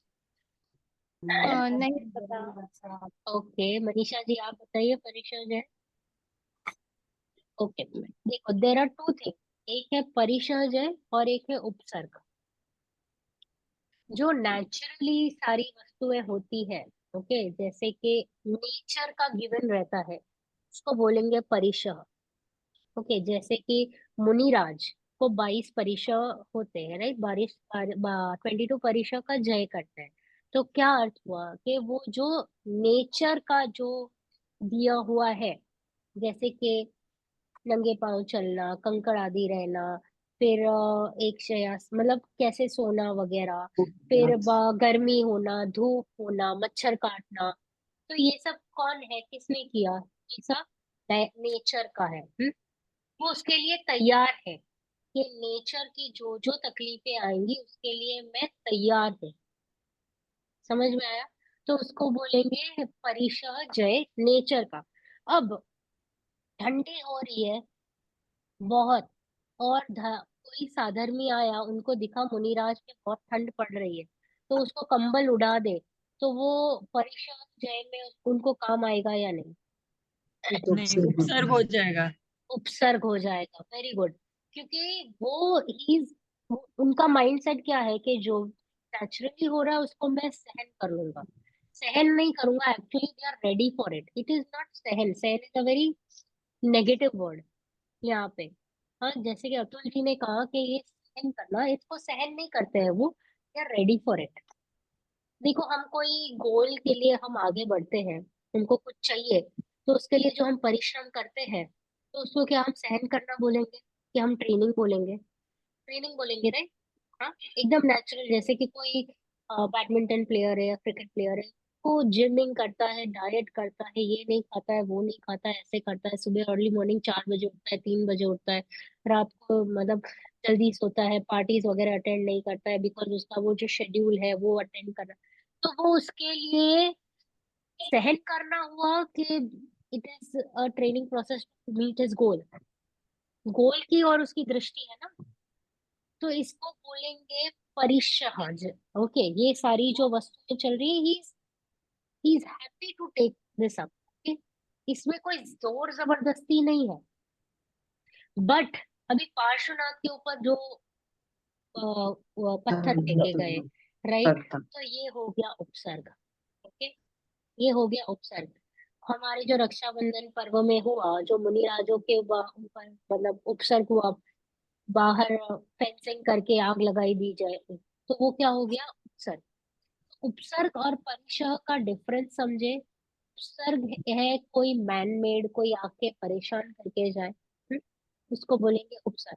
और परिशह is natural and you are willing to take it up naturally. तो परिशह क्षुधा आदि होने पर उसके नाश का उपाय नहीं करने को परिशह मानता है। सहन करने को परिशह मानता है। सहन करना इज नॉट परिशह। अंतर में क्लेश रूप परिणाम होते हैं। मुझे भूख लगी है, मुझे खाना नहीं मिल रहा है, हाँ हाँ। जैसे हम अभी 10 लक्षण पर्व आएंगे, उपवास करेंगे, तो तभी ऐसा मान लेंगे कि परिशह जय किया, और अंदर में रसगुल्ले दिख रहे हैं, गुलाब जामुन दिख रहे हैं, कल कब सुबह होगी, कल मेरे प्लेट में क्या आएगा, उसकी तैयारियां, बच्चे रहता ना, तो बच्चों का डिकाशन भी हो जाए, या 2 टाइम खा के भी नेक्स्ट डे की तैयारी, मम्मा हमारे लिए ये बनाना, मम्मा ये करना, मम्मा ये करना, राइट। नेक्स्ट डे क्या मिलेगा खाने में? तो इजी समझ में आ रहा है मैं क्या कहने की कोशिश कर रही हूँ? अंतर में तो खाने की पूरी इच्छा पड़ी है, और वो टेम्पररी सहन कर रहा है विलफुली, नहीं मुझे आज एक टाइम ही खाना है, और अंदर में पूरी की पूरी कल की मेन्यू चल रही है ओके, कल क्या खाना है। तो ये हो गया, शुद्ध आदि होने पर उसके नाश का उपाय नहीं करने को परिशय मानता है। अंतर में क्लेश रूप परिणाम रहते हैं, उन पर ध्यान नहीं देता। तो बंद किसका होता है? परिणामों का और अभिप्राय का। ओके, क्रिया का नहीं। क्रिया इज नॉट इम्पोर्टेंट। ऐसे देखा जाए तो काफी लोग, जानवरों को तो कितने कितने सालों तक खाना नहीं मिलता है, तो इज इट परिशय? नहीं, परिचय जय नहीं है। वो भी सहन ही कर रहे हैं, हाँ, सहन कर रहे हैं क्योंकि उनको मिल नहीं रहा है। इच्छा तो पूरी की पूरी पड़ी है खाने की। इष्ट अनिष्ट में सुखी दुखी नहीं होना और ज्ञाता दृष्टा रहना, यही सच्चा परिशह जय है। बार बार आपको क्या लेके जा रहे हैं? इष्ट अनिष्ट बुद्धि नहीं करना, ज्ञाता दृष्टा रहना, इष्ट अनिष्ट बुद्धि नहीं करना। तो मुझे खाना मिले या खाना नहीं मिले, मुझे ना इष्ट भाषित होना ना अनिष्ट भाषित होना। खाना मिले तो ऐसा नहीं लगना कि हाँ अच्छा हुआ मुझे खाना मिल गया, या राग हो जाना, ऐसा भी नहीं। वो पुद्गल का परिणमन था, पुद्गल में आया तभी हो गया। मैंने तो मात्र विकल्प किया। ओके, विकल्प ही कर सकता है ना जीव, और उसका काम क्या है, ज्ञाता दृष्टा रहना। उतने में ही अगर वो रह गया तो थिंग्स बिकम वेरी इजी। तो ज्ञाता दृष्टा रहना यही सच्चा परिशह जय है। अभी लास्ट है चारित्र। हिंसा आदि के त्याग को चारित्र मानता है, तथा महाव्रत आदि शुभ योग को उपादेय मानता है। हिंसा आदि यानी जो हमारे 5 महाव्रत है, उसको क्या कहा, चारित्र कह दिया। जो हमारे मुनिराज है 5 महाव्रत लेते हैं ना, उसको चारित्र माना। और उस शुभ योग को उपादेय मानता है, यानी वो करने लायक है।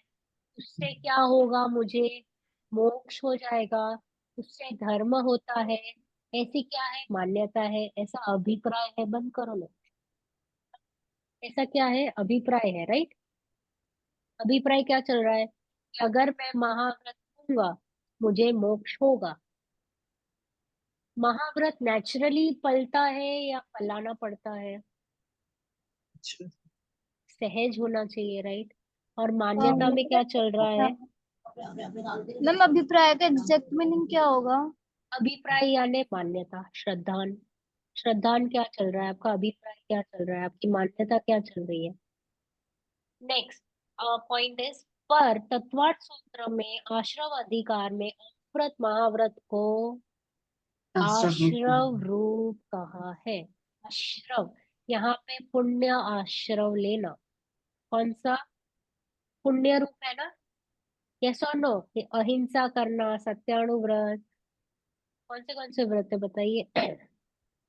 अहिंसा अहिंसा महाव्रत, सत्य महाव्रत, हिंसा झूठ चोरी के औचर्य औचर्य महाव्रत, हिंसा झूठ चोरी कुशील के सामने और परिग्रह के सामने, परिग्रह परिमाण, नहीं हाँ, हाँ परिग्रह परिमाण, और ब्रह्मचर्य, हिंसा झूठ चोरी कुशील कुशील के सामने ब्रह्मचर्य, ब्रह्मचर्य, ब्रह्मचर्य। ब्रह्मचर्य। तो ये जो अगर हम 5 करेंगे तो इससे इससे मोक्ष होगा ना, यस और नो।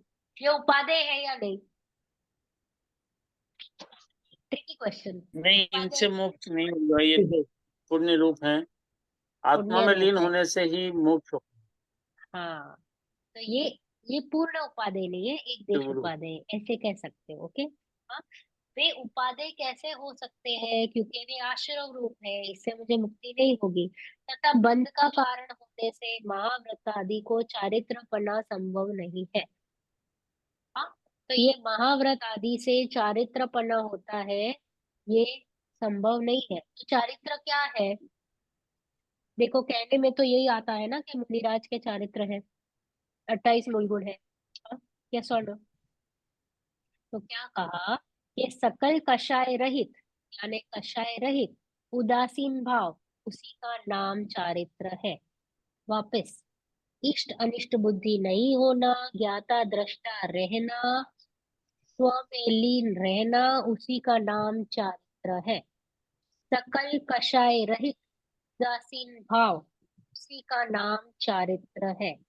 ओके, तो ये जो बाहरी क्रिया है उसका नाम चारित्र नहीं है, वो तो हमको देखने में आ रहा है, हम गृहस्थ को यही सब दिखेगा, बट उनका जो अंदर का जो भावाभाव है वो नहीं दिख पा रहा है।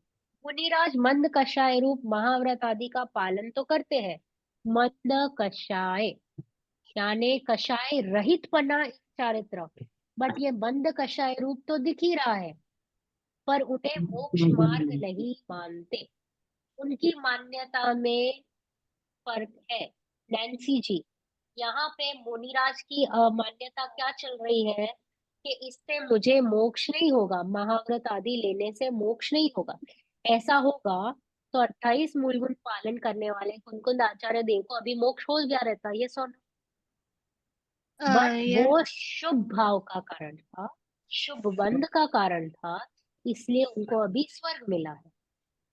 मुक्ति कभी होगी जब वे अपने ध्यान में लीन रहेंगे, यानी आत्मानुभव में, यानी शुद्ध भाव में, वितराग दशा में, ज्ञाता दृष्टा रह जाएंगे, निर्विकल्प अवस्था में, तभी उसको कहेंगे चारित्र, सच्चा चारित्र। ओके।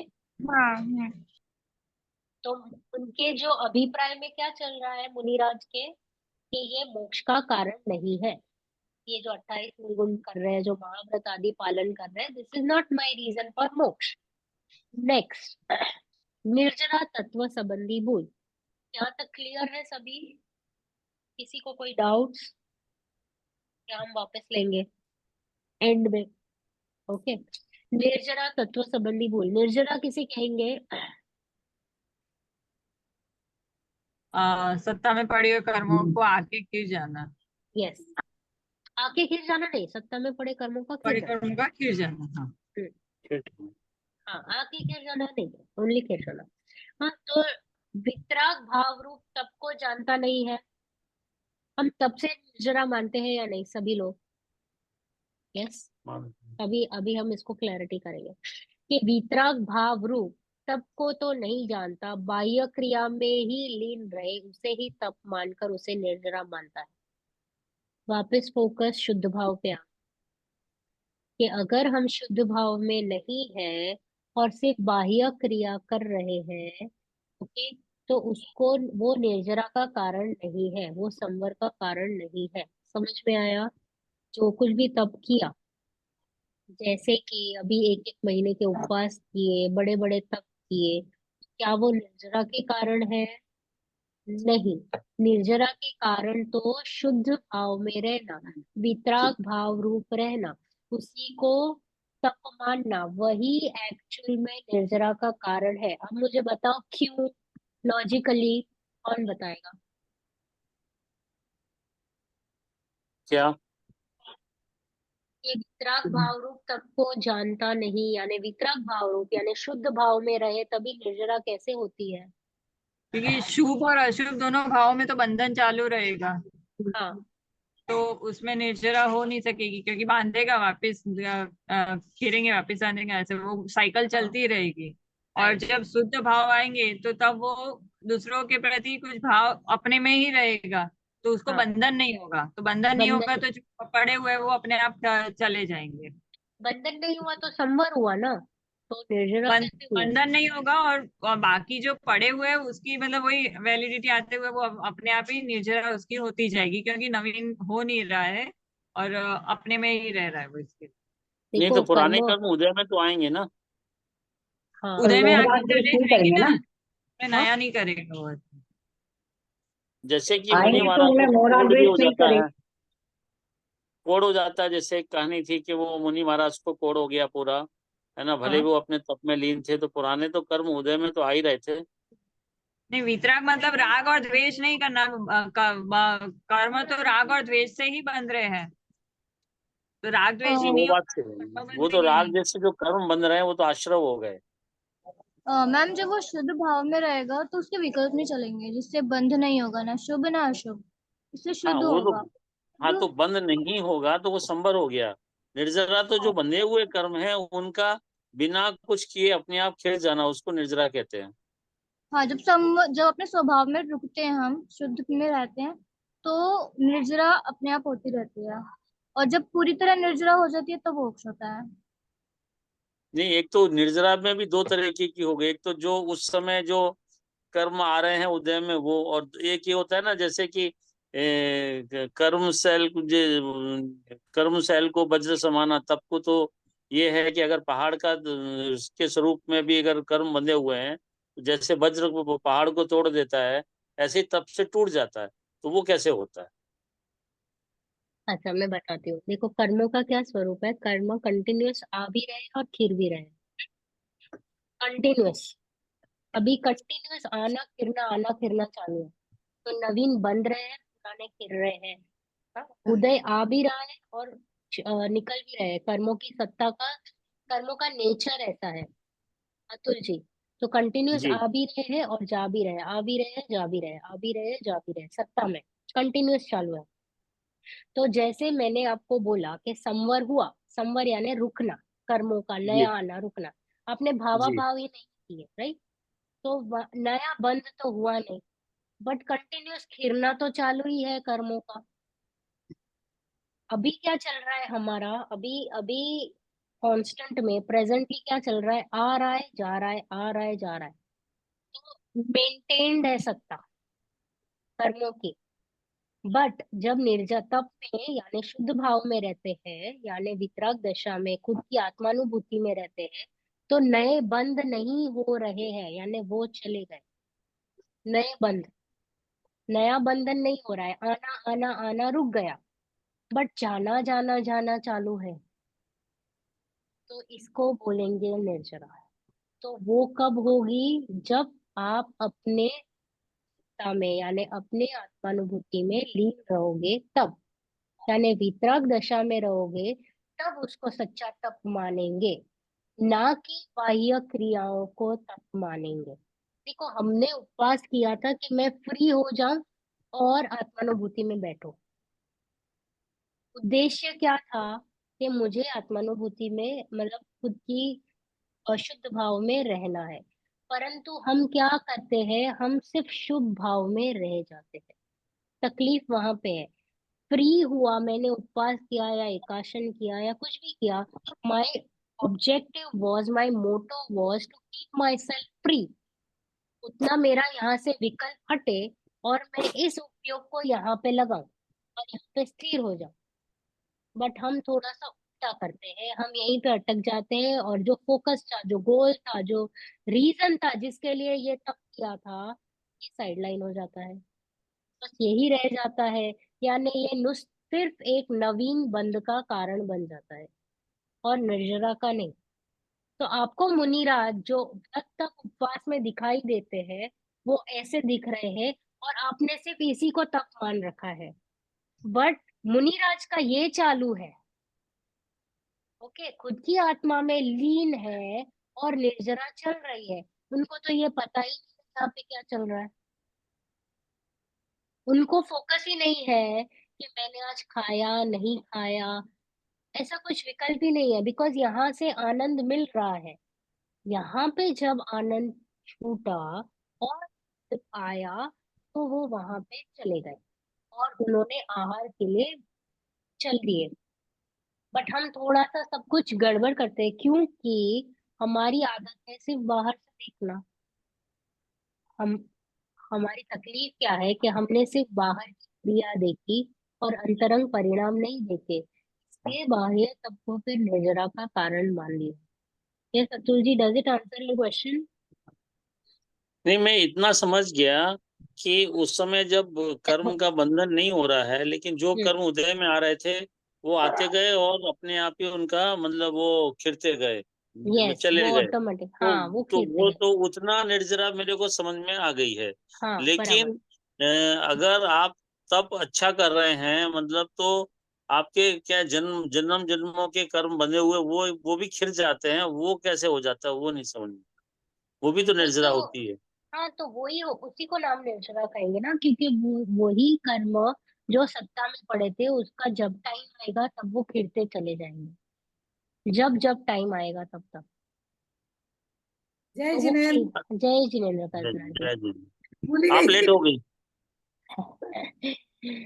क्लास खत्म होने को आई है। हाँ। अच्छा, एक मैंने, चीज बताइए। हाँ, एक चीज यस, बताइए, जैसे राजा श्रेणिक ने जब सर्प डाला था मुनिराज के हाँ, गले में, तो सातवें नरक की आयु का बंद किया था। यस, उस समय हाँ, कर्म, काफी सारे कर्म का हुआ।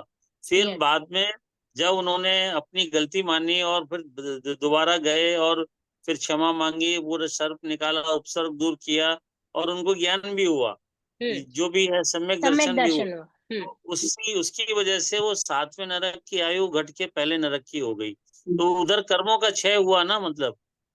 कर्मों का क्षय भी हुआ, सत्ता चेंज, कर्मस फिलोसफी।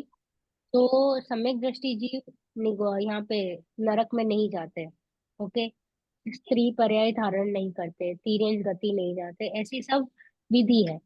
बट अगर आपने सम्यक दर्शन के पहले तिर्यंच गति बांध ली है, तो आपको जाना तो पड़ेगा तिर्यंच में। बट आप पुरुष आयु लोगे वहां पे। ओके, अभी यहाँ पे भी उन्होंने यहाँ पे नरक की तो आयु बांध ली थी 7वीं। बट क्योंकि वो सत्ता में, जैसे मैंने आपको कहा, सम्यक दर्शन यानी मिथ्यात्व 99% ऑफ योर कर्म। तो 99% ऑफ कर्म खिर गए, निर्जरा हो गई उसकी, क्योंकि आपको आत्मानुभूति हुई ना। आत्मानुभूति हुई यानी आपको तभी उस क्षण उतने कर्मों की जो सत्ता में पड़े थे वो चले गए। बाकी के जो कर्म है, से मैं 100 का एक कैलकुलेशन देती हूँ।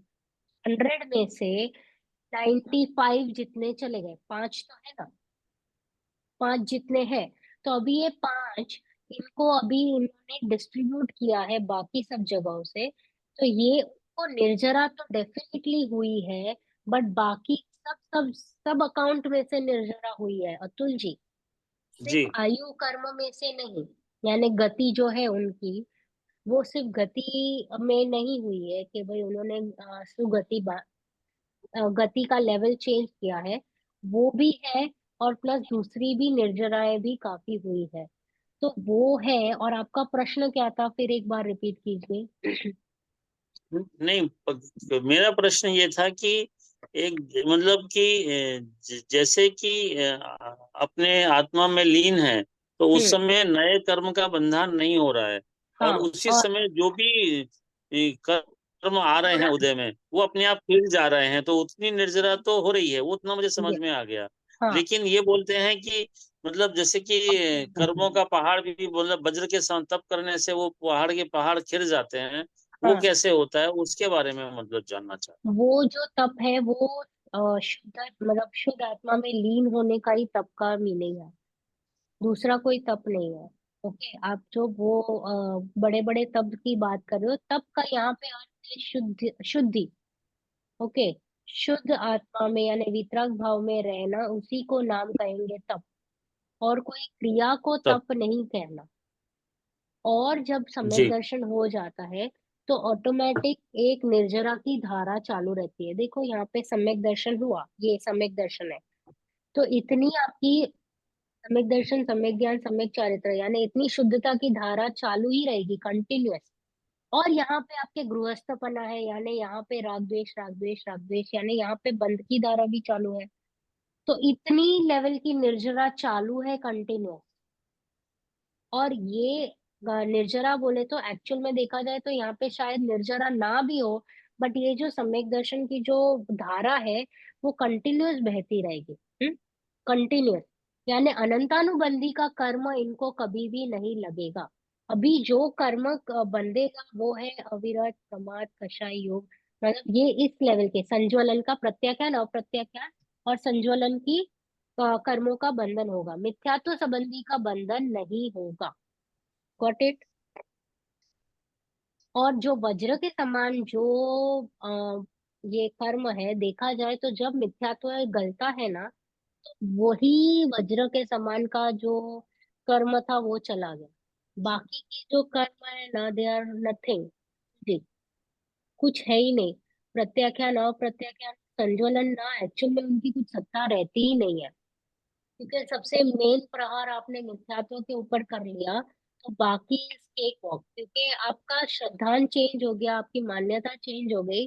तो बाद में आपको कुछ अ, इतनी मेहनत करने की जरूरत नहीं पड़ती है, वो नेचुरल टू नेचुरल निर्जरा होने लग जाती है। और वो वज्र के समान रहता भी नहीं है। ये मेन वज्र जो पहाड़ है वो मिथ्यात्व का है, वो चला जाए तो बाकी सब पटरी पर आ जाए। तो मेन मतलब वितर वही है, सम्यक दर्शन प्राप्त होने से, आत्मानुभूति से, मेन मिथ्यात्व के मिथ्यात्व की वजह से जितने कर्म बंधे हुए थे वो सब फिर जाते हैं। हाँ, अनंतानुबंधी संबंधी कर्म अभी नहीं बंधेंगे। अनंतानुबंधी अरे यानी अनंत संसार की इच्छा, पूरे जी, पूरे संसार को हमको परिणमाने की इच्छा है।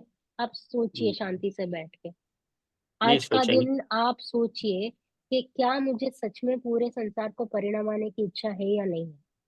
अगर नहीं है। एक भी द्रव्य को आपको परिणमाने की इच्छा है ना, इसका जी अर्थ ही हो गया कि आपको संसार को परिणमाने की इच्छा है। क्योंकि द्रव्यों की क्या होता है कि एक, अगर मुझे इच्छा हो गई कि एक कण मेरे हिसाब से हिले, तो गिवन अ चांस मैं पूरे विश्व को मेरे हिसाब से चलाऊं, क्योंकि मेरी ऐसी इच्छा ही है। इच्छाओं का कोई लेवल ही नहीं है, इट इज अनलिमिटेड। तो ऐसा ही मेरा, अगर मेरे को एक भी कण को हिलाने की इच्छा है या उसको परिणमाने की इच्छा है, तो मुझे अनंत संसार की इच्छा है। तो ये अनंत संसार को परिणमाने का इच्छा जब मेरा टूटेगा, उसी को कहेंगे कि मिथ्यात्व टूटा। क्योंकि तभी मैंने सात तत्व समझ लिए, मैंने छह द्रव्य समझ लिए, मैंने स्वरूप समझ लिया द्रव्य का। तो ये एवरीथिंग फॉल्स इनटू प्लेस, और आपकी मान्यता चेंज हो गई, अभिप्राय चेंज हो गया, मतलब मिथ्यात्व चला गया, यानी सम्यक्त्व आ गया। क्योंकि आपने सही स्वरूप समझ लिया। सम्यक्त्व का अर्थ क्या होता है? कोई रॉकेट साइंस नहीं है, कुछ अलग नहीं है। सच्चा क्या श्रद्धा। है?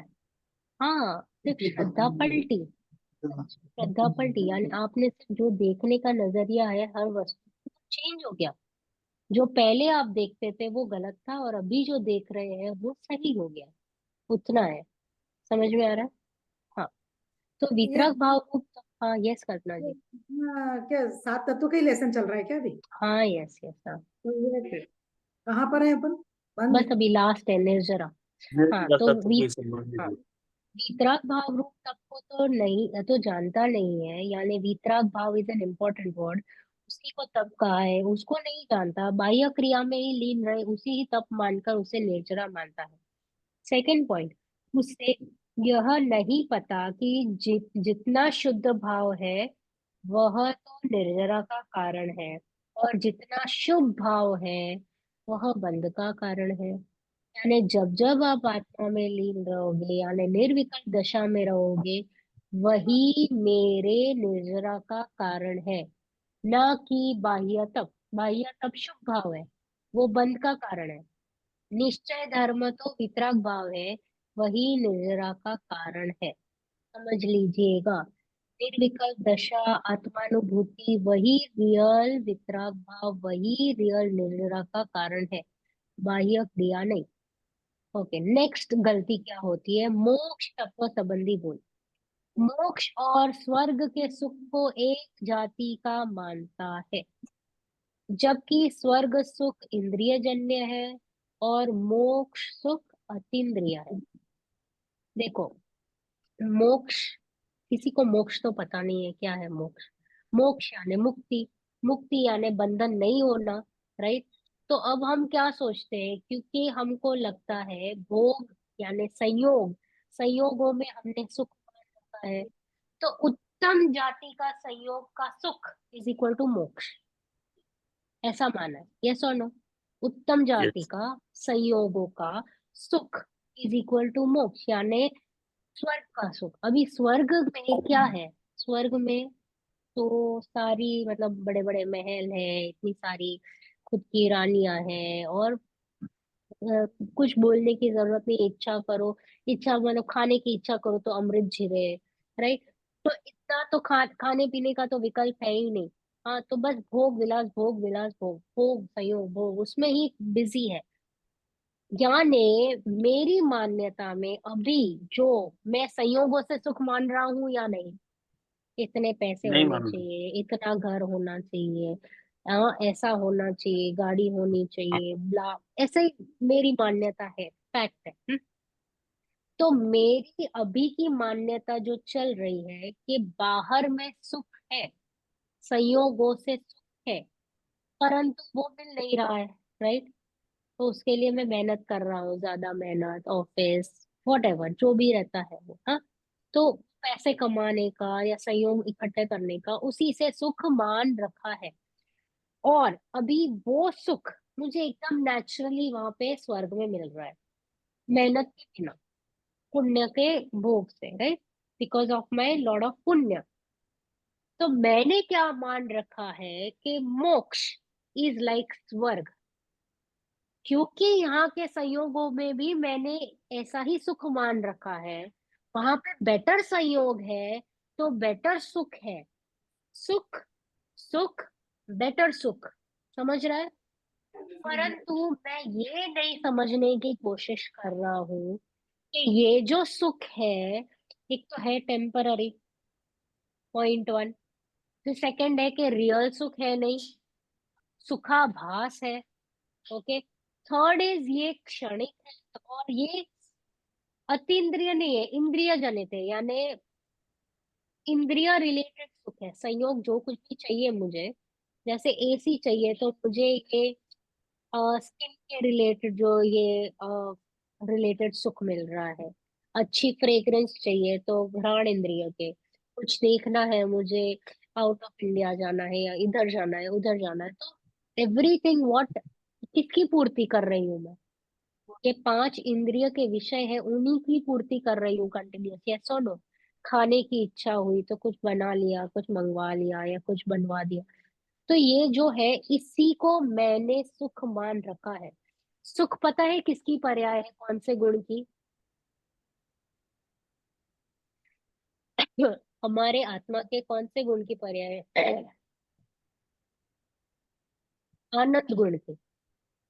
अभी के 2 तरीके से चल रही है, सुख और दुख, सुख और दुख, सुख और दुख। मिला तो सुख इच्छा के अनुसार, नहीं मिला तो दुख। ओके।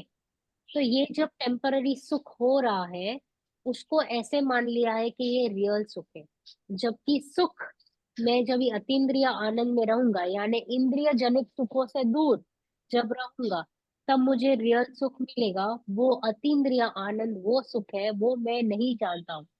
स्वर्ग और मोक्ष के कारण को भी एक मानता है, यानी पुण्य से भी स्वर्ग मिलेगा और पुण्य से मोक्ष भी मिलेगा। या सुनो, पुण्य से स्वर्ग मिलेगा, वो तो फैक्ट है, वो तो सभी जानते हैं। हाँ। और पुण्य से मोक्ष मिलेगा। यही जो प्रवृत्ति मैं कर रही हूँ, जो स्वाध्याय, चिंतन, मनन, भक्ति, देव पूजा, गुरु उपासना, अभिषेक, हाँ, ये धर्म जो मान रखा है, ये स्वर्ग का कारण भी है और ये मुक्ति का कारण भी है। Is it possible? अभी मैंने उसको पहले बोल दिया है आगे के सब में कि ये बंधन है, बंधन है, बंधन है। राइट? बंधन है, इससे संवर भी नहीं होता है, निर्जरा भी नहीं होती है। तो निर्जरा कहाँ से होगी? वितराग भाव से। तो स्वर्ग और मोक्ष के कारण को एक मानता है, जबकि स्वर्ग का कारण शुभ भाव है। यस। और मोक्ष का कारण क्या है? शुद्ध भाव। यानी जब मैं वितरक भाव में रहूंगा तब निर्जरा होगी, निर्जरा होगी यानी मेरे सारे कर्म खिल जाएंगे, यानी मुझे मुक्ति मिलेगी। यस। बट मेरी गलतियां कैसे हो रही है, मैं कैसे मिक्स कर रहा हूँ तत्वों को, समझ रहे हो? अभी यहाँ पे हम 7 तत्व समझने की कोशिश कर रहे हैं। हम यहाँ पे क्यों बैठे हैं कि 7 तत्वों में मैंने कैसे घुसेड़ घासेड़ कर रखी है। उसी को, संवर को ही मोक्ष का कारण, निर्जरा को अरे बंद को ही पुण्य, बंद को पुण्य आश्रय को मोक्ष का कारण या संवर का कारण, कितना भेल से कर लिया, भेल बना दी, भेल पूरी। कुछ समझ में ही नहीं आ रहा है। ये मेरी गलती है, किसी बाजू वाले की नहीं। ये सारी जो बातें चल रही है मेरे लिए चल रही है। ओके। तो इसलिए स्वर्ग और मोक्ष के कारण को एक जानता है, यानी पुण्य से मुझे स्वर्ग भी होगा और पुण्य से मुझे मोक्ष भी होगा। Impossible, impossible. सोचिए, ये दोनों चीज जो बंध के कारण है, बंध मुक्ति का कारण कैसे हो सकता है? अगर वो भी बंध का कारण है तो वो मुक्ति कैसे दिला सकता है? Not possible. जबकि स्वर्ग का कारण क्या है? शुभ भाव। शुभ यानी पुण्य के भाव। पुण्य के भाव यानी भक्ति, व्रत, तप, उपवास, जो भी आप ले लो, भगवान की पूजा, दर्शन, ये क्या है? पुण्य के कारण। पुण्य के कारण यानी स्वर्ग के कारण, यानी बंधन के कारण इससे मुझे मुक्ति नहीं मिलेगी। तो मुक्ति मुझे किससे मिलेगी? शुद्ध भाव, यानी वीतराग भाव, यानी ज्ञाता दृष्टा, यानी खुद में लीन रहना, यानी निर्विकल्प दशा, उसको ही कहेंगे शुद्ध भाव। उसी से मुझे मिलेगी मुक्ति। और वो मुक्ति तभी की तभी फील होती है, जाने की भी जरूरत नहीं है मोक्ष में। समझ में आया? हाँ। किसी को जरूरत नहीं है कि मुझे मोक्ष चाहिए, क्योंकि वो ऐसे मुक्ति तभी फील लास्ट इस प्रकार जैन शास्त्रों के पढ़ लेने के बाद भी सातों तत्वों का विपरीत श्रद्धान बना रहता है। ये हमारी बात है। ये चैप्टर उन स्वाध्यायों के लिए है जो सारा स्वाध्याय कर रहे हैं फिर भी क्यों परिणाम नहीं रहा है तत्व, तो उनके लिए ये विचार बिंदु है, सारे विचार बिंदु है। सो मैनी कि हम कैसे तत्वों में मिस्टेक कर रहे हैं। जब तक इसकी क्लैरिटी नहीं होगी, निर्णय नहीं होगा, हम आगे नहीं बढ़ पाएंगे। क्योंकि यही निर्णय आपको जोर देगा, आप कन्वर्ट कर देगा, आपकी मान्यता को चेंज कर देगा। सिर्फ इस निर्णय से, ये निर्णय नहीं हो पा रहा है इसलिए हम सम्यक दर्शन नहीं ले पा रहे हैं। ओके, तो इसके ऊपर सोचिएगा। ये बहुत अच्छा चैप्टर था, ये हमारे लिए था। जो हम कर रहे हैं गलतियां उसी के ऊपर था, तो विचारिएगा। किसी को कोई प्रश्न? अतुल जी, प्रीति जी, मनीषा जी, कल्पना जी, प्रियंका जी, नैन्सी जी। मैं थिंक ये जानना चाह रहा था, जैसे जो इतना आपने सोचने की और समझने की और मतलब उसकी बात कही है, तो क्या ये सामायिक किसी को कहते हैं, बैठ के एक बार यही सब सोचते रहना? यस यस यस, इसी को सामायिक लेते ही इसके लिए है कि हम स्वाध्याय करें और इसी चिंतन धारा में मग्न रहे, और कब हम ध्यान अवस्था में चले जाए वो आपको पता भी नहीं चले। इसी को कहते हैं सामायिक। सामायिक लेते ही इसके लिए है कि हम बैठे सारे विकल्पों से दूर, ट्राई टू हैव सामायिक इन अ वेरी लोनली प्लेस, आपको कुछ डिस्टरबेंस ना हो, कोई भी डिस्टरबेंस कहीं का भी नहीं हो, ना घर का ना कुछ भी। कि ऐसी जगह पे बैठे और बैठ के वहां पे स्वाध्याय करते करते विचार करें, विचार करते करते आपकी परिणति ऐसी हो जाए कि आप ध्यान अवस्था में चले जाए और आपको आत्मानुभूति हो जाए। राइट, इसी को कहेंगे। क्योंकि आपको निर्णय होते जाएगा, निर्णय आपको, निर्णय तो डे टू डे लाइफ में लेना है। निर्णय आपका चलते जीवन में ही चलता जाएगा, एवरी डे के लाइफ में। के नोट्स बनाए मैंने सात वेरी तत्व गुड, वेरी गुड। नोट में। अभी अगर इसमें जैसे कि ये जो मतलब जो भी स्थिति है, जैसे मोक्ष की स्थिति है, आत्मानुभूति की स्थिति है, ये सब चीजें एकदम एक जो सामान्य मानुष है उसके लिए तो नई चीज है, एक्सपोजर तो है नहीं है। जैसे कि जो मतलब स्वर्ग के सुख कोई मोक्ष का सुख मान लेना, क्योंकि मोक्ष जानता ही नहीं है कभी कि मोक्ष का क्या हुआ। अभी इसके लिए बहुत ज्यादा प्रयत्न करना पड़ेगा। तो मैं ये बोल रहा हूँ कि जिन लोगों ने इसका एक्सपीरियंस कर लिया है, क्या उनके पास जाके बैठ के मतलब कुछ जो है वो प्रैक्टिस करने से कुछ फायदा मिलेगा? यानी जिनको सम्यक दर्शन हो चुका है उनकी बात कर रहे हो? यस, जिन्होंने सम्यक दर्शन हो या जिन्होंने थोड़ा बहुत आत्मा में डुबकी लगा के बाहर आ गए, उनके साथ बैठे हो। उनके सानिध्य में तो जिनवाणी रहना नहीं है। जरूरी है। परसेंटेज ही नहीं दिख रहा कहीं आत्मा में डुबकी लगाने वाले सब नहीं, 50%। Very good. हाँ, अगर आपको ऐसा कोई मिल जाए तो डेफिनेटली उनका सानिध्य लेना, क्योंकि वो भी आपके सम्यक दर्शन का कारण बनेंगे। समझ रहे हो? वो जो सम्यक दृष्टि जीव है, एक दिया कैसे दूसरे दिया को जलाता है, वैसे है। तो इट इज गुड, अगर आपके कोई ख्याल में है कोई सम्यक दृष्टि जीव है तो उनके सानिध्य में जरूर रहे और उनका साथ कभी ना छोड़े। क्योंकि वो डेफिनेटली, उनके साथ जो आपके वार्तालाप वगैरह जो चर्चा होगी वो कुछ अलग ही लेवल की होगी। तो वेरी गुड, अगर आपके ध्यान में कोई है तो। है कोई अतुल जी?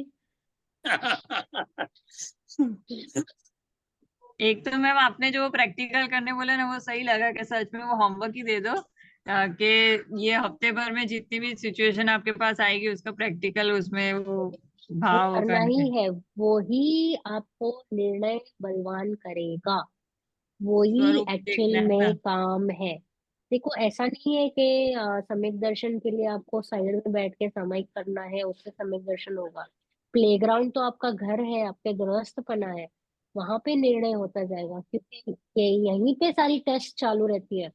दिन, पूरे दिन में 24/7 अपॉर्चुनिटीज मिलती रहती है और आप तत्व लगाते जाओगे तो आपको दिखेगा कि हाँ, आपने परीक्षा की।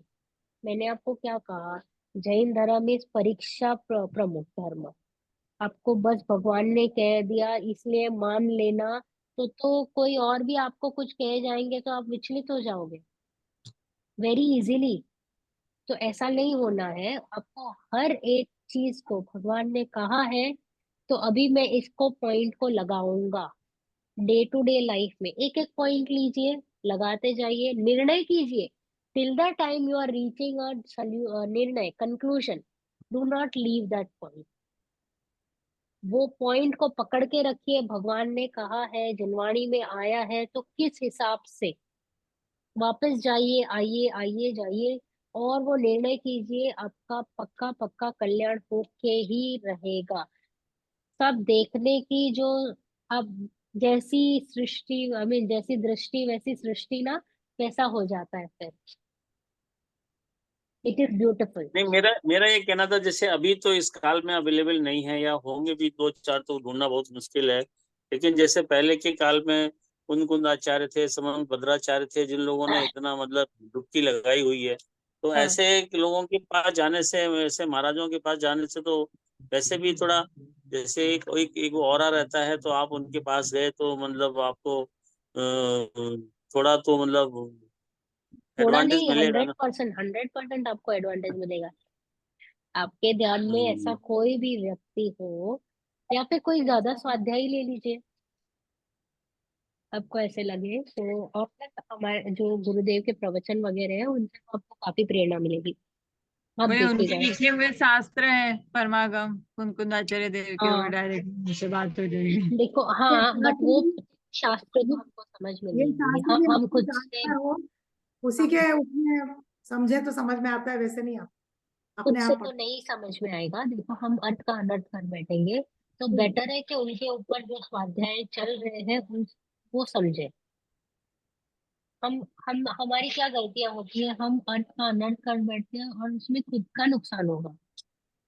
जिनवाणी ने तो जो लिखा है वो तो उनको पता है, वो तो एकदम राइट ही लिखा है, बट हम नहीं समझ पाते, तो नुकसान हमारा होगा। तो इसलिए जब कोई स्वाध्याय चल रहा रहता है, इन डेप्थ स्टडी चल रही रहती है, तो वो पकड़ के रखिए उस प्रवचनकार को या पंडित जी को। और प्लस एडिशन में आप गुरुदेव को सुनिए। तो आप क्या करिएगा, शास्त्र स्वाध्याय खुद से भी हो रहा है, प्लस पंडित जी को भी सुन रहे हैं, प्लस गुरुदेव को भी सुन रहे हैं। क्या होगा, इतना मैचिंग होते होते होते आपको बहुत अच्छा लगेगा, और समझ में आएगा, और इजी हो जाएगा, डिफरेंट हो जाएगा। ट्राई कीजिएगा। ओके, रिकॉर्डिंग स्टॉप करते हैं, जिनवाणी ले लेते हैं।